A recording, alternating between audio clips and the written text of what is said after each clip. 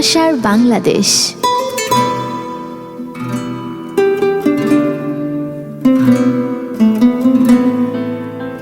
ভালোবাসার বাংলাদেশ। সবাইকে আবারও স্বাগত ভালোবাসার বাংলাদেশ। আপনারা শুনছেন ঢাকা FM 90.4 এক নেশন এক স্টেশন। বিজয়ের মাসে আমি আবারও সবাই যারা আমাদেরকে শুনতে পাচ্ছেন ঢাকা FM 90.4 টিউন করে, তারা আমাদের সঙ্গে লাইভে যুক্ত হয়ে যেতে পারেন।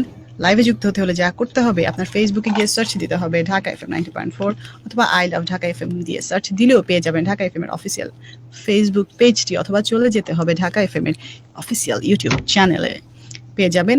ওখান থেকে আমাদের সঙ্গে আপনারা লাইভে যুক্ত হয়ে যেতে পারেন।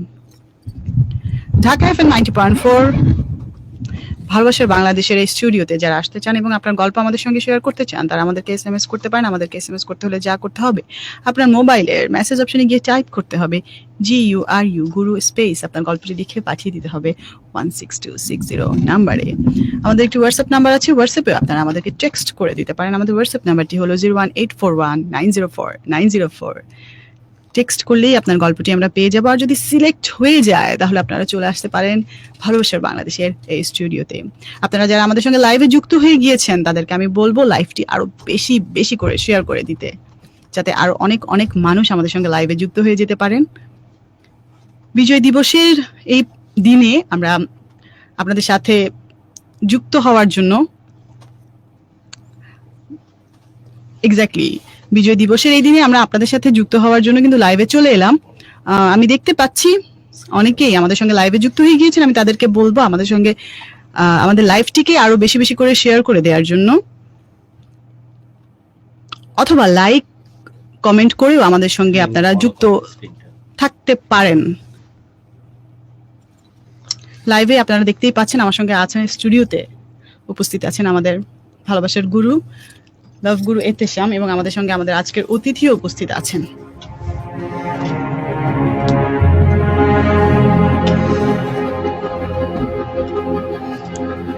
চলো আকাশ ছুঁয়ে দেখি, চলো স্বাধীন তেষ্টারে বুকে বেঁধে রাখি, চলো কারো ভালো লাগায় উচ্ছ্বসিত হই, চলো কারো কষ্টে আহাজারি করি, চলো প্রিয় তোমার চোখে রাখি চোখ, কানে কানে বলে যাই আমি তোমাকে অনেক ভালোবাসি। প্রাণের চাইতে প্রিয় মা তুমি, প্রিয় এই মাতৃভূমি, চলো মাকে ভালোবেসে আচ্ছা কে ডাকে এভাবে ভালোবাসার ফেরিওয়ালা, চলে এসো বন্ধু মাটির টানে, তারুণ্যের জোয়ারে ভাসবে ভালো লাগার সুর বাজবে তোমার মনে, আর বাঁধন হারা হব আমি মুক্তির গানে। এটাই তো তোমার দেশ, এটাই তো আমার দেশ, আমাদের ভালোবাসা, আমাদের বাংলাদেশ। বাংলাদেশ তার এই চমৎকার সন্ধিক্ষণে যারা দেশ এবং দেশের বাইরে থেকে বাংলাদেশকে অনেক বেশি মাত্রায় স্মরণ করছেন এবং ভালোবাসায় বাংলাদেশের কথা মনে করছেন, স্পেশালি দেশের বাইরে যারা আছেন, তাদের সবাইকে ভালোবাসার বাংলাদেশের পক্ষ থেকে, এবং of course Dhaka FM 90.4 video streaming এর থ্রু দিয়ে যারা আমাকে দেখতে পাচ্ছেন আমাদেরকে, অফকোর্স যারা 90.4 এই ফ্রিকোয়েন্সি মডেলের থ্রু দিয়ে যারা আমাদের সাথে কমিউনিকেট করছেন, সবাইকে সাথে নিয়ে এক টুকরো ছোট্ট বাংলাদেশ আপনাদের সবার জন্য পাঠিয়ে দিচ্ছে। এটা তো সত্যই যে বাংলাদেশকে নিয়ে যদি সত্যিকার অর্থে এমন কোনো কাজ না হতো, কিছু মানুষ যদি নিজের চূড়ান্ত স্যাক্রিফাইস না করতো, বাংলাদেশকে আজকের অবস্থান আমরা কখনোই দেখতে পারতাম না। এবং স্পেশালি আজকের এই মুহূর্তগুলোতে অবশ্যই আমরা মনে করতে চাই যে হঠাৎ করেই যখন ঘোষণা আসলো Urdu and Urdu shall be the state language of Pakistan, তখন কিছু মানুষ কিন্তু বুকের তাজা রক্ত ঢাকার রাজপথে ঠেলে দিয়েছে, যে কারণে আমি এতে এত গর্বের সাথে বাংলা ভাষায় কথা বলতে পারছি, আপনারা কমিউনিকেট করতে পারছেন। হু নোজ যদি এই ঘটনাগুলো না ঘটতো তাহলে এসে করতে করতে আমাদের জীবন যেত। 69-এর গণঅভ্যুত্থান, পথ পরিক্রমায়, 71-এর স্বাধীনতা যুদ্ধ, 30 লক্ষ মানুষের শহীদান এবং বহু বীরাঙ্গনার মাধ্যমে পাওয়া হয় স্বাধীনতা। হঠাৎ করেই কিন্তু ওভারনাইট এই ঘটনাটা ঘটেনি।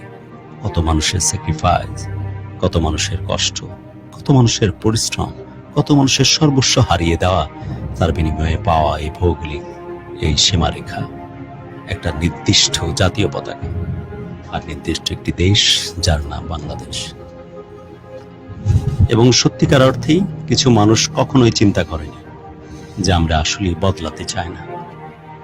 জাতিসত্তার প্রশ্নে, ভাষার প্রশ্নে আমরা সত্যি বদলাতে চাই না, আমাদেরকে বদলাতে নেই। বাঙালিয়ানার সত্যিকার অর্থেই বদলা হয় না, যে কারণে তারা তাদের সর্বস্ব দিয়ে এই দেশের স্বাধীনতাকে সমুন্নত রাখার জন্য এবং এই ভৌগোলিক সীমারেখাকে নির্দিষ্ট করার জন্য প্রাণান্তকর পরিশ্রম করেছে। তার বিনিময়ে পেয়েছে আমাদের এই স্বাধীনতা। আজ স্বাধীনতার 50 বছর সুবর্ণ এই জয়ন্তীতে বাংলাদেশকে শুভেচ্ছা জানাচ্ছি আপনাদেরকে, যারা বহু ভালোবাসায়, বহু মহব্বতে, অসম্ভব টানে এই দেশের মধ্যে নিজেদেরকে জড়িয়ে রেখেছেন। এন্ড অফকোর্স অনেক বেশি শ্রদ্ধা জানাতে চাই স্বাধীন দেশটি পাওয়ার পর অর্থনৈতিক মুক্তির জন্য যারা পাগলের মতো খেটে চলেছেন, সেই খেটে খাওয়া মানুষগুলো যাদের ঘামের কারণে বিনির্মিত হয়েছে বাংলাদেশের অর্থনৈতিক মুক্তি, সেই মানুষগুলো যারা দেশের বাইরে আছেন, প্রাণান্তকর পরিশ্রম করছেন, সন্তানের মুখ দেখবার সুযোগ হয় না, প্রিয়তমা স্ত্রীকে বহু বছর দিনের পর দিন তারা দেখেন না, মা বাবার সে ভালোবাসার পরশ তারা তাদের কপালে জোটে না, তার রেমিটেন্স যোদ্ধা যারা প্রতি মুহূর্তে পরিশ্রম করছেন এবং বাংলাদেশের অর্থনৈতিক মুক্তির জন্য পরিশ্রম করে চলেছে। সো সমস্ত মানুষকে, স্পেশালি বাংলাদেশকে শুভেচ্ছা জানাচ্ছি এবং সবাইকে সাথে নিয়ে আপনাদেরকে আরেক দফা স্বাগত জানাচ্ছি ভালোবাসার বাংলাদেশ, ঢাকা FM 90.4 এন্ড অফকোর্স আমাদের যে ভিডিও স্ট্রিমিং হচ্ছে ঢাকা FM 90.4 এর পেজ থেকে সবাইকে আরেক দফায় ভালোবাসা, আরেক দফায় শুভেচ্ছা এবং অনেক অনেক অভিনন্দন যাচ্ছে আজকের রেগুলার অনুষ্ঠানে। এবং তার আগে আমরা কিছু কমেন্টস নিতে চাই। প্রথমে প্রিয়াঙ্কার কাছে। প্রিয়াঙ্কা, দারুণ দেখাচ্ছে তোকে, খুব ভালো হয় যদি একটু দাঁড়িয়ে থেকে পুরো বাংলাদেশ যেন আমার আজকে স্টুডিওতে হাজির হয়েছে। প্রিয়াঙ্কা একটু যদি দাঁড়াস তুই, অবশ্যই আমি তোর চেয়ারটা একটু টানতে সাহায্য করি।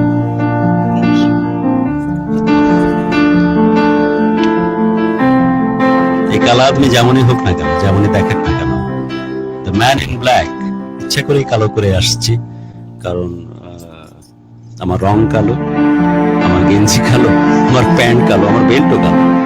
কিন্তু এর পাশে আমরা যে বলি না যে বাংলাদেশের যে সৌন্দর্যের কথা, সেটা তো রিফ্লেক্টেড হচ্ছে। আমরা বাংলাকে তো মা বলে সম্বোধন করি, রাইট? তো নারীত্বের হাত ধরেই বাংলাদেশ কিন্তু অনেক বেশি সুন্দর। কি অদ্ভুত দেখাচ্ছে তোকে। আমি অনেক খুশি প্রিয়াঙ্কা যে তুই যত্ন করে বাংলাদেশের স্বরূপকে আজকে ধারণ করেছিস তোর রূপে, তোর লুকে, তোর অ্যাটিটিউডে, তোর পোশাকে।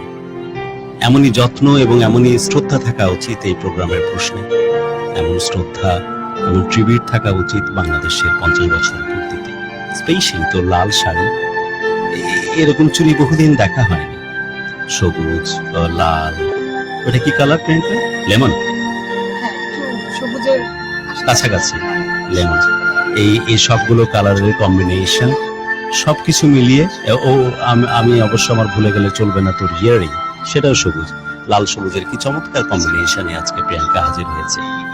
প্রিয়াঙ্কা আমি অবশ্যই আমি কৃতজ্ঞ এই কারণে যে কি পরিমাণ যত্ন, কি পরিমাণ গুরুত্ব, কি পরিমাণ মহব্বত নিয়ে তুই ভালোবাসার বাংলাদেশের পার্ট তুই হয়েছিস। একদমই। আমি যখন আজকে স্টুডিওতে আসার আগেই ভাবছিলাম যে আমি আসলেই মানে যেরকমটি বলছিলেন যে অনেক ঠান্ডা কিন্তু না, তুই চাইলে কিন্তু চাদরটা সরায় রাখতে পারিস। না থাক, পুরো বাংলাদেশকে নিয়ে আজ আমি আসব এবং আমি পুরো বাংলাদেশ সাজবো। এবং আমি একটু আপনার উপরে আমার একটু কষ্টও আছে যে আমি চাচ্ছিলাম যে আমার যে কো অ্যাঙ্কর, যেমন এতেশাম ভাই কখনোই পাঞ্জাবি পরতে চান না, আমি চাচ্ছিলাম যে আজকে ভাইয়াও একটা পাঞ্জাবি পরে, লাল সবুজ পাঞ্জাবি পরে আসবে। তোর ভাইয়াকে যে মানায় না, এটা আমরা দেখেছি, আমরা এই কারণে তোর ভাইয়া ওই চেষ্টাতে যায়নি। আমার কাছে মনে হয়েছে যে আমি, আমাদের গেস্ট, প্রডিউসার সবাই অথর্বের মতো পাশে পড়ে থাকি। বাংলা বলতেই তো মাকে বোঝায়, বাংলা বলতেই নারীত্বকে বোঝায়, বাংলা বলতেই নারীত্বের থ্রু দিয়ে পুরো বাংলাদেশকে বোঝায়। তাই আমরা সবাই ডিম হয়ে থাকি, কিন্তু একজন আগুনের মতো জ্বলজ্বল করতে থাকুক, যে একজন একমাত্র নারী, রাইট, যে আমাদের স্টুডিওতে রিপ্রেজেন্টেশন করতে জিও, এবং এক্স্যাক্টলি সেই ঘটনাটা ঘটতেছে। আমি অনেক কৃতজ্ঞ প্রিয়াঙ্কা, যে তুই অনেক গুরুত্ব বুঝে, বাংলাদেশের গুরুত্ব বুঝে, আমাদের প্রোগ্রামের গুরুত্ব বুঝে এত চমৎকার করে নিজেকে, বাংলাদেশের রঙে নিজেকে রাঙিয়েছিস। বাংলাদেশ এমনই সুন্দর কিন্তু, যেমনটা দেখাচ্ছে তোকে, স্পেশালি তোর ইয়ারিং, লাল শাড়ি, পুরোটা লাল শাড়ি, আমি স্পেশালি তো চুড়িগুলো, আমি বারবার ওই চুরির দিকে চোখ পড়তেছি। This is Bangladesh actually. যত ফ্যাশনেবল হই না কেন, আমরা ডুড টাইপ অ্যাটিটিউড করি না কেন, আমরা হয়তো শাড়ি চুরির জায়গাতে ব্রেসলেটকে খুঁজে নিই না কেন, কিন্তু একটা সত্যিকার অর্থে বাংলাদেশের আপামন যে লুক, বাংলাদেশের চিরায়ত যে লুক, সেই লুকে যে একটা নারীকে কত বেশি সুন্দর দেখাতে পারে, তার চমৎকার একটা ডেমনস্ট্রেশন হচ্ছে ঢাকা FM 90.4 ভালোবাসা বাংলাদেশ। আমি সত্যি কৃতজ্ঞ, অনেক ধন্যবাদ, দারুণ ভালোবাসা প্রিয়াঙ্কা তোর জন্য। I am really honoured, inspired যে পুরো বাংলাদেশকে নিজেকে আজকে নিজের মধ্যে ধারণ করেছিস বিধায়। ধন্যবাদ। আমি আমার জায়গা থেকে সবসময় চেষ্টা করি বাংলাদেশকে রিপ্রেজেন্ট করতে, ঢাকা FM কে রিপ্রেজেন্ট করতে। সো আমার চেষ্টা এভাবেই থাকবে সবসময়। Thank you. This is all about আমাদের মানে সব মিলিয়ে পরিচিতি, পরিস্থিতি এবং প্রস্তুতি, এবং আমরা চাই যে আপনারা আছেন বিধায় আমরা আছি। আপনাদের কারণেই ভালোবাসার বাংলাদেশ ঢাকা FM 90.4 এবং ফেসবুক লাইভ স্ট্রিমিং ও বেশি বেশি করে শেয়ার করুন। শুধুই ভালোবাসার কথা বলি, শুধুই বাংলাদেশের কথা বলি, শুধুই বাঙালিয়ানার কথা বলি। সো এই কথা যদি বহু মানুষের কাছে না পৌঁছে যায়, তাহলে আমাদের এইসব প্রচেষ্টা একদম মাঠে মারা যায়। সো কিছু টেক্সট আমি এই ফাঁকে নিতে চাই। আমি আমার প্রস্তুতি সব জায়গাতেই কম, এতই খারাপ আমি। আমার মোবাইলে চার্জও দেই শেষের দিকে। আজ মহান বিজয় দিবস উপলক্ষে বিজয়ের মাসে শুভেচ্ছা জানিয়েছেন শাহাদাত মোহাম্মদ। শাহাদাত একই কথা লিখেছেন। আসলে আপুর হাসিটা অনেক সুন্দর, আসলে সুন্দর, কারণ আমরা বারবারই বলছিলাম যে বাঙালিয়ানার যে কথা বলি, বাংলাদেশের যে কথা বলি, বাংলার যে কথা বলি, সেখানে তো মায়ের স্বরূপ ধরা দেয়। সো নারীত্বের হাত দিয়েই তো এই জিনিসগুলো আসে। সো এদেরকে তো সুন্দর না দেখে কোনো উপায় নাই, ওরা সুন্দর তাই আমরা সুন্দর। সো আমরা চাই যে সমস্ত স্পটলাইট, ভালো লাগা মন্দ লাগা সব নারীত্বের উপরে থাকুক। আমরা যারা গরিব আদমির পাশে আমরা অন্ধকার হয়ে থাকি, আর আমাদের বাংলাটা এরকম ভাবে নারীত্বের হাত ধরে চল করে সামনের দিকে এগিয়ে যাক এবং তাদেরকে সুন্দর দেখাক। ইন্ডিয়া থেকে বলছেন সিটন মোল্লা, আমি ইন্ডিয়া থেকে বলছি, গুরু সালাম নিবেন, সাথে আপুকেও সালাম দিচ্ছি বলেছেন আমরান আহমেদ। গুরু লাভ ইউ ইঞ্জিনিয়ার জয় দাস লিখেছেন। আই লাভ ইউ গুরু লিখেছেন সবুজ। ভালোবাসার গুরু লিখেছেন মোয়াজ্জেম হোসেন নোবেল। গুরু আমি আছি রংপুর থেকে লিখেছেন AFM সাইদ। কেমন আছেন গুরু? Mohammad Tarek, yeah I am feeling good, ভালো আছে। আপুর জন্য আমার শুভেচ্ছা, লাল গোলাপ শুভেচ্ছা। অফকোর্স পুরো বাংলাদেশ আজ রিপ্রেজেন্টেশন হচ্ছে তার পোশাকে, তার লুকে, তার সমস্ত অবয়বে। সিলেট থেকে বলেছেন শফিকুল আলম, গুরু আসসালামু আলাইকুম, কেমন আছেন? আমি রংপুর থেকে জমি শুনছি, প্লিজ আপু আমার কমেন্ট পড়েন লিখেছেন রুবায়েত মোল্লা। আমি অলরেডি পড়ে দিয়েছি। ভালোবাসার গুরু, ভালোবাসার আপু জানিয়েছেন কালো মেঘের পালক। সিলেট থেকে দেখছি বলেছেন আবির আহমেদ, গুরু ভালোবাসার মানুষের সাথে ঝগড়া হয় কেন? কারণ অনেক বেশি ভালোবাসি, তাই আমরা কেউ কাউকে এতটুকু ছাড় দিতে পারি না, এবং ছোট ছোট ব্যাপার আমরা আলাদা হয়ে যাই, যেটা সত্যি খুব দুঃখের ব্যাপার, সত্যি খুব কষ্টের ব্যাপার। সো প্রবলেম সমস্ত কিছুকে পেছনে রেখে এক্ষুনি আমার কথা শোনো, ভালোবাসার মানুষকে ফোন তুলে বলো, জান I love you. Love you গুরু বলেছে আব্দুর রহিম। লাভ ইউ গুরু বলেছেন সুনামগঞ্জ থাকি আমি বদরুল আমিন। বিজয় দিবসের শুভেচ্ছা জানিয়েছেন মিলুর রহমান। কিছু টেক্সট আমি প্রিয়াঙ্কার কাছ থেকে নিতে চাই। একদমই, কিছু টেক্সট তো অবশ্যই আমি নিব এখন। তবে টেক্সট নেওয়ার আগে আমি যারা আমার লিসেনার এবং ভিউয়ার্স আছেন তাদেরকে বলবো আমাদের লাইভটি বেশি বেশি করে শেয়ার করে দিতে এবং ঢাকা FM এর সাথেই থাকতে। এমডি মুজিব রহমান লিখেছেন আই লাভ গুরু, আমি সিলেট, ওকে থ্যাংক ইউ। মণি ত্রিপুরা লিখেছেন গুরু বান্দরবন থেকে মণি ত্রিপুরা, অনেক সুন্দর লাগছে দুইজনকে, thank you. MD Rakibul Hasan লিখেছেন ময়মনসিংহ থেকে দেখছি গুরু, থ্যাংক ইউ। অনেকেই দেশের বাহির থেকেও এবং দেশ থেকে, দেশের বাইরে অনেকেই আমাদের সঙ্গে যুক্ত আছেন। এমডি সাদ্দাম লিখেছেন আমি আছি সৌদি আরব থেকে, থ্যাংক ইউ। এই ফাঁকে একজনকে আমি একটু অন স্ক্রিন নিয়ে আসতে চাই। জুয়েল কাম, আজকে 50 ইয়ার সেলিব্রেশন ম্যান, 50 ইয়ার্স, কাম দেশের ব্যাপার। কাম কাম কাম কাম। আমাদের প্রোডিউসার সবসময় আমাদের পাশে থাকে, কেন জানি আমাদের সাথে স্ক্রিনে আসতে স্বাচ্ছন্দ্য বোধ করে না। জুয়েল, আমরা কিন্তু পাশে না, মানে পেছনে আর কি। জুয়েল, আমরা কিন্তু কিছু নিতে চাই আজকে ভিডিও স্ট্রিমিং এ। হ্যাঁ অবশ্যই, আজ তো বিশেষ দিন। আমাদের মনে হয় যে আমাদের গল্প তো চলতেই থাকবে এবং মাঝে মাঝে আমরা কি বিগিনিং এ দুই একটা নিতে পারি না? যেহেতু আমরা তাকে গল্পে যাব তাই ওকে ডান। পরিচয় করিয়ে দিই। ওকে, তাহলে আমরা গল্পের মাঝে এবং পরে। তবে একটা রিকোয়েস্ট, যেহেতু গুরু জানেন না, আমি জানি, এই গল্পটা আসলে শুরু থেকে শেষ পর্যন্ত পুরোটাই শুনবেন, তাহলে আসলে থ্রিল, সাসপেন্স অনেক কিছু রয়েছে, একটু আলাদা, এটুকু বলবো। তো মিস করবেন না, পুরোটাই শুনবেন, আশা করছি ভালো লাগবে আপনাদের। অ্যাট লিস্ট আমরা 5টা ভিডিও কল এবং 5টা ফোন কল তো নিতে পারি আজ। হ্যাঁ। ওকে জুয়েল, ইনশাআল্লাহ। You have given the commitment, right? 10টা পুজো নিব আমি। প্রোগ্রামের মাঝখানে হতে পারে, শেষে হতে পারে, কিন্তু 5টা ভিডিও কল এবং 5টা ফোন কল। ফোন এবং ভিডিও কলের জন্য যা করতে হবে আমি একটু বলে দিই। কি করতে হবে? 01841904904 এই নম্বরে হোয়াটসঅ্যাপে নক দিবেন এবং কি বিষয়ে কথা বলতে চান এটা একটু উল্লেখ করে দিবেন। ওকে, 01 লাইভ যেহেতু আমাদের 11:30 সব। ওকে, 01841904904 এই নম্বরে আপনারা নক করবেন যে আপনার ভিডিও কল আসতে চাচ্ছেন নাকি ফোন করতে চাচ্ছেন। ওকে, আরেক দফায় বলে দিচ্ছি 01841904904। সো ফাইনালি সময় চলে এসেছে সেই মানুষটিকে নিয়ে। আজকে কেন জানে মনে হচ্ছে যে ক্রাইম পেট্রোলের সার্থক ডেমনস্ট্রেশন হতে চলেছে ভালোবাসার বাংলাদেশে। এত থ্রিল, এত সাসপেন্স। আমার প্রডিউসার বারবারই বলছিল যে আপনি শুধু আজকে পাগল হয়ে যাবেন যে একটা মানুষের জীবনে কতখানি উত্থান পতন ঘটতে পারে, একটা মানুষের জীবন কতখানি রঙিন বা বৈচিত্র্যপূর্ণ হতে পারে। দেখা যাক, আমরা যেতে চাই সেই গল্পে। সরাসরি চলে যাচ্ছে আপনার কাছে। অনেক ভালোবাসা, দারুণ শ্রদ্ধার সাথে স্বাগত জানাচ্ছি। আজকে 16 ডিসেম্বর বাংলাদেশের বিজয়ের দিন। বাংলাদেশ আজ জন্মের 50 বছর পূর্তি উদযাপন করছে। সেখানে আপনাকে আমরা নিয়ে এসেছি। আর কেমন অনুভূতি ভালোবাসা বাংলাদেশ স্টুডিওতে এসে? যে অনেক সুন্দর। আমি আপনার কণ্ঠ তো অনেক সুন্দর। বিজয়ের মাস অনুযায়ী সবাইকে আন্তরিক শুভেচ্ছা।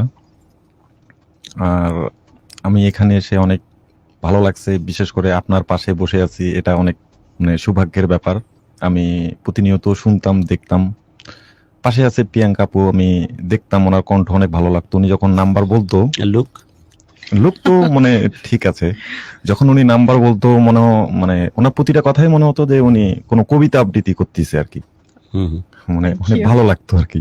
মানে ওর ফেসবুক লাইভে ওর মুখের দিকে তাকিয়ে যখন কথাগুলো শুনতাম, তাকিয়ে না, আমি বিশেষ করে মানে গল্প শুনতাম না, বিশেষ করে আপনার কথা আর প্রিয়াঙ্কাপুর কথাগুলো শুনতাম, ভালো লাগতো আর কি, যেটা সত্য। গল্প খুব কম শুনতাম, টেনে দেখা যায় তো ওই কথাগুলো শুনতাম, ভালো লাগতো আমার। ফ্ল্যাটারিং এর একটা আর্টিস্টিক পর্যায়ে গিয়ে গেছে। ওকে, কি নাম আপনার? জি, আমার নাম আহসান হাবিব, আমি রংপুর থেকে। নিকনেম কি? আহসান? হাবিব? আমার নিকনেম হাবিব। হাবিব, আরেক দফায় স্বাগত জানাচ্ছি। চলে যায় আপনার কাছে আপনার জীবনের গল্প শুনতে। একদম শুরু থেকেই শুরু করুন। জি, আমি শুরু থেকেই শুরু করব। প্রথমে যেটা থেকে হয়, একটা রংপুরের শপিং কমপ্লেক্সে আর কি, মানে আমি একজনকে দেখি। কি নাম কমপ্লেক্সের? আমিও টুকটাক রংপুর চিনি, বিদায় বলছি। রংপুর জেলা পরিষদ সুপার মার্কেটের সামনেই। সেদিনটা একটু বৃষ্টি ছিল, 2019 সালে। ওকে। তো আমার সুপারে শপ আছে, এখন আপাতত নেই, ছিল। তো আমি বের হয়ে আমি দেখতে পাই মেয়েটাকে। তো দেখে আমি সেদিন ফার্স্ট টাইম দেখে আর কি, চুলগুলো কালার করা ছিল। তো আমি দেখে আর কি মনে অনেকটা উদাস ভাবে তাকাই তার সঙ্গে, মানে প্রথম দিনেই চাই কথা বলার চেষ্টা করতে। আর ওর পাশে দেখি আমার দোকানের পাশের এক দোকানের ছোট ভাই কথা বলতেছে। তো আমি ভাবলাম যে না, তাহলে তো একটু ভালো হয়, ওর কাছে জানা যাবে যে ও কে না কে। যাই হোক, আমি পরে বৃষ্টির কারণে চলে গেলাম। ও পাশেই দাঁড়াই ছিল, আমার বাইক ছোট ভাই স্টার্ট করে দাঁড়াই ছিল, আমি রেইনকোট পরা ছিলাম, চলে গেছি। তারপর থেকে আমি মানে ওকে মনে মনে একটু খুঁজি আর কি, মানে সেভাবে না, কিন্তু একটু মনে অনেকটাই আর কি জায়গা নিয়ে নিচ্ছে, মানে ভালো লাগছে, মানে আমি অনেকটাই চিন্তার মধ্যে থাকে। চুলের কালারটা নাকি পুরো মেয়েটাই? না, পুরোটাই, মানে আমি আপনাকে বুঝাইতে পারবো না, মানে অনেকটাই। তো যেটা মানে হয়ে যায়, মানে বেশি দিন না, 3 থেকে 4 দিন, শুক্রবার ছিল, আমি রংপুর টাউন হলে একাই বসেছিলাম এখানে, খুব মন খারাপ ছিল। তো এই মেয়েটাই আমাকে এসে করছে যে ভাইয়া একটু হেল্প করবেন। 3 জন ছিল ওরা। সে মেয়েটাই হ্যাঁ, ও কতদিন পর? 3 দিন পর। ওকে। ওর সঙ্গে ওর একটা ফ্রেন্ড ছিল, আর একটা যে ছেলে ছিল ওটা আমারই আবার এলাকার ছোট ভাই, পুলিশে জব করে। তো ওর হাত কেটে গেছে, এসে করছে ভাই ও হাত কেটে গেছে, এখানে তো কাউকে দেখতে পাচ্ছি না, তো যদি একটু হেল্প করতেন, কি মানে এনে দিতেন কিছু। তো আমার পকেটে আবার টেপ ছিল, সেফটি টেপ ছিল, আমি বের করে দিই। আমাকে অনেক ধন্যবাদ দিল, দিয়ে চলে গেল। তো আমি তো মানে অবাক, আমি করছি এই খারাপ লাগার মুহূর্তে। সেফটি টেপটা কি কোইন্সিডেন্টলি পকেটে ছিল নাকি রাখেন আপনি কখনো? মানে রাখি, লাগে বাইক চালাই তো অনেক আচ্ছা, সময় পরে আচ্ছা, টরে ছেলে গেলে, গেলে হ্যাঁ, লাগে। নিজের অথবা হ্যাঁ, পরের। হ্যাঁ, এজন্য 3টা ছিল আমার কাছে, হুম। আমি 3টাই দিয়ে দিই। তো ছোট ভাইয়ের ফ্রেন্ড, আমি আবার এখানে বেশি কিছু না বলে উঠে চলে যাই। তো তারপরে আমি আর কোনো যোগাযোগের কোনো ওই পাচ্ছি না, বেশ কিছুদিন হয়ে যাচ্ছে। মানে আমি তার নামও জানি না, আমি মানে নামটা জানার চেষ্টা করিনি। কেন, পাশে যে চোভাইটা সে আবার আমাকে অনেক রেসপেক্ট করে, দেখলেই সালাম দেয়, সম্মান দেয়। আমি কিভাবে তাকে বলবো যে কে হয় না হয়, এই লজ্জায় তাকে বলতে পারিনি। তো হুট করে একদিন আমি ফেসবুকে ইউজ করতেছি, তো ফেসবুকে ওর সামনে পিকটা শো চলে আসে, নাম দেখতে পারি তিশা আহমেদ। তো আমি সঙ্গে সঙ্গেই মানে ইয়া করি, দেখি যে প্রোফাইল লক করা। তখন ভিউ মানে করে তো পিকটা দেখা যাচ্ছে না, আমি ফ্রেন্ড রিকোয়েস্ট দিয়ে হাই SMS করি, দিয়ে আপু চিনতে পারছো? তো অনেক ভাব নিয়ে বলতেছে যে না, কেন, কে আপনি, কেন, কিভাবে চিনবো, এভাবেই মানে একটু রাগান্বিত ভাবে কথা বলতেছে আর কি। আমি তখন বললাম, যখন ফুললি পরিচয় দিলাম যে এভাবে যে টাউন হলে, তখন ফুললি চিনতে পারলো যে আচ্ছা। যাক, এভাবে কথা বলতে বলতেই মানে এক পর্যায়ে মানে আমরা খুব বেশি দিন কথা বলিনি, 1 মাস, আমরা টোটালি 1 মাস কথা বলি। 1 মাস কথা বলে আমি ডিরেক্টলি ওকে বলি যে আমি তোমাকে বিয়ে করতে চাই। তখন সে মানে পুরো অবাক, সে করছে মানে এভাবে বলতেছে যে আমি তো কখনো মানে এটা আশা করিনি আপনার কাছ থেকে। মানে আমি নিজেই ভয় পেয়ে যাই যে এটা মানে কি বলবে বা কি হবে। তখন সে বলতেছে যে এটা আমি কখনো আশা করিনি যে একটা মানুষ কখনো ডিরেক্টলি বিয়ের প্রস্তাব দিবে, আপনার মতো একটা ছেলে। মানে আমি তখন মানে নিজে থেকে একটু মানে মানে আমাকে সান্ত্বনা দিচ্ছে নাকি গালিগালাজ দিচ্ছে নাকি এটা বুঝতে পারতেছি না, না। বুঝতে পারতেছি না। হচ্ছে যে আমি সত্যি অবাক, আমাকে অনেক ছেলে রিলেশনের মানে প্রপোজাল দিছে। মেয়েটা সুন্দর না? হ্যাঁ, অনেক, মানে চুলের বর্ণনা দিচ্ছেন, বাকিগুলো দিয়ে ফেলতে পারেন চাই। মানে সুন্দর বলতে কি, মানে বলতে পারেন সুদর্শন, সুদর্শনা মানে সুদর্শন, মানে হুম। অতিরিক্ত সুন্দর। অতিরিক্ত। হ্যাঁ, মানে অনেক ওভার স্মার্ট, মানে টোটালি মিলেই মানে অনেক সুন্দর। সে মানে আমার পছন্দের এই জন্য না, মানে টোটালি বাস্তবেই সুন্দর। যাই হোক, মানে আমি তাকে ডিরেক্টলি বিয়ের প্রস্তাব দিয়ে দিই। সে আমাকে বলে যে ভাইয়া দেখেন, একটা মানুষকে দেখে ভালো লাগলেই দিয়ে বিয়ে করতে যাবেন, এটা স্বাভাবিক হতে পারে, কিন্তু মানুষের পুরো ডিটেল জানতে হয়, একটা মানুষের সঙ্গে থাকতে গেলে কিছু জানতে হয়। তো সেটা আমাকে তখন বলে যে আপনি আমাকে কতটুকু চিনেন, আমার ব্যাপারে জানতে চান? তো আমি একটু মানে নিজে থেকেই বলি যে না, জানার কিছু নেই, যে তোমার যা আছে আছে, আমি জানতে চাই না, আমি তোমাকে বিয়ে করতে চাই।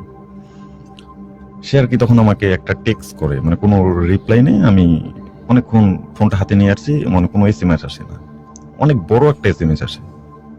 তো সেখানে লেখা ছিল যে ভাইয়া দেখেন, আমার 2014 সালে ফার্স্ট টাইম লাভ ম্যারেজ করে এক জায়গায় বিয়ে হয়েছিল। এখানে 3 মাস, আমার 3 মাস যাবত সংসার ছিল।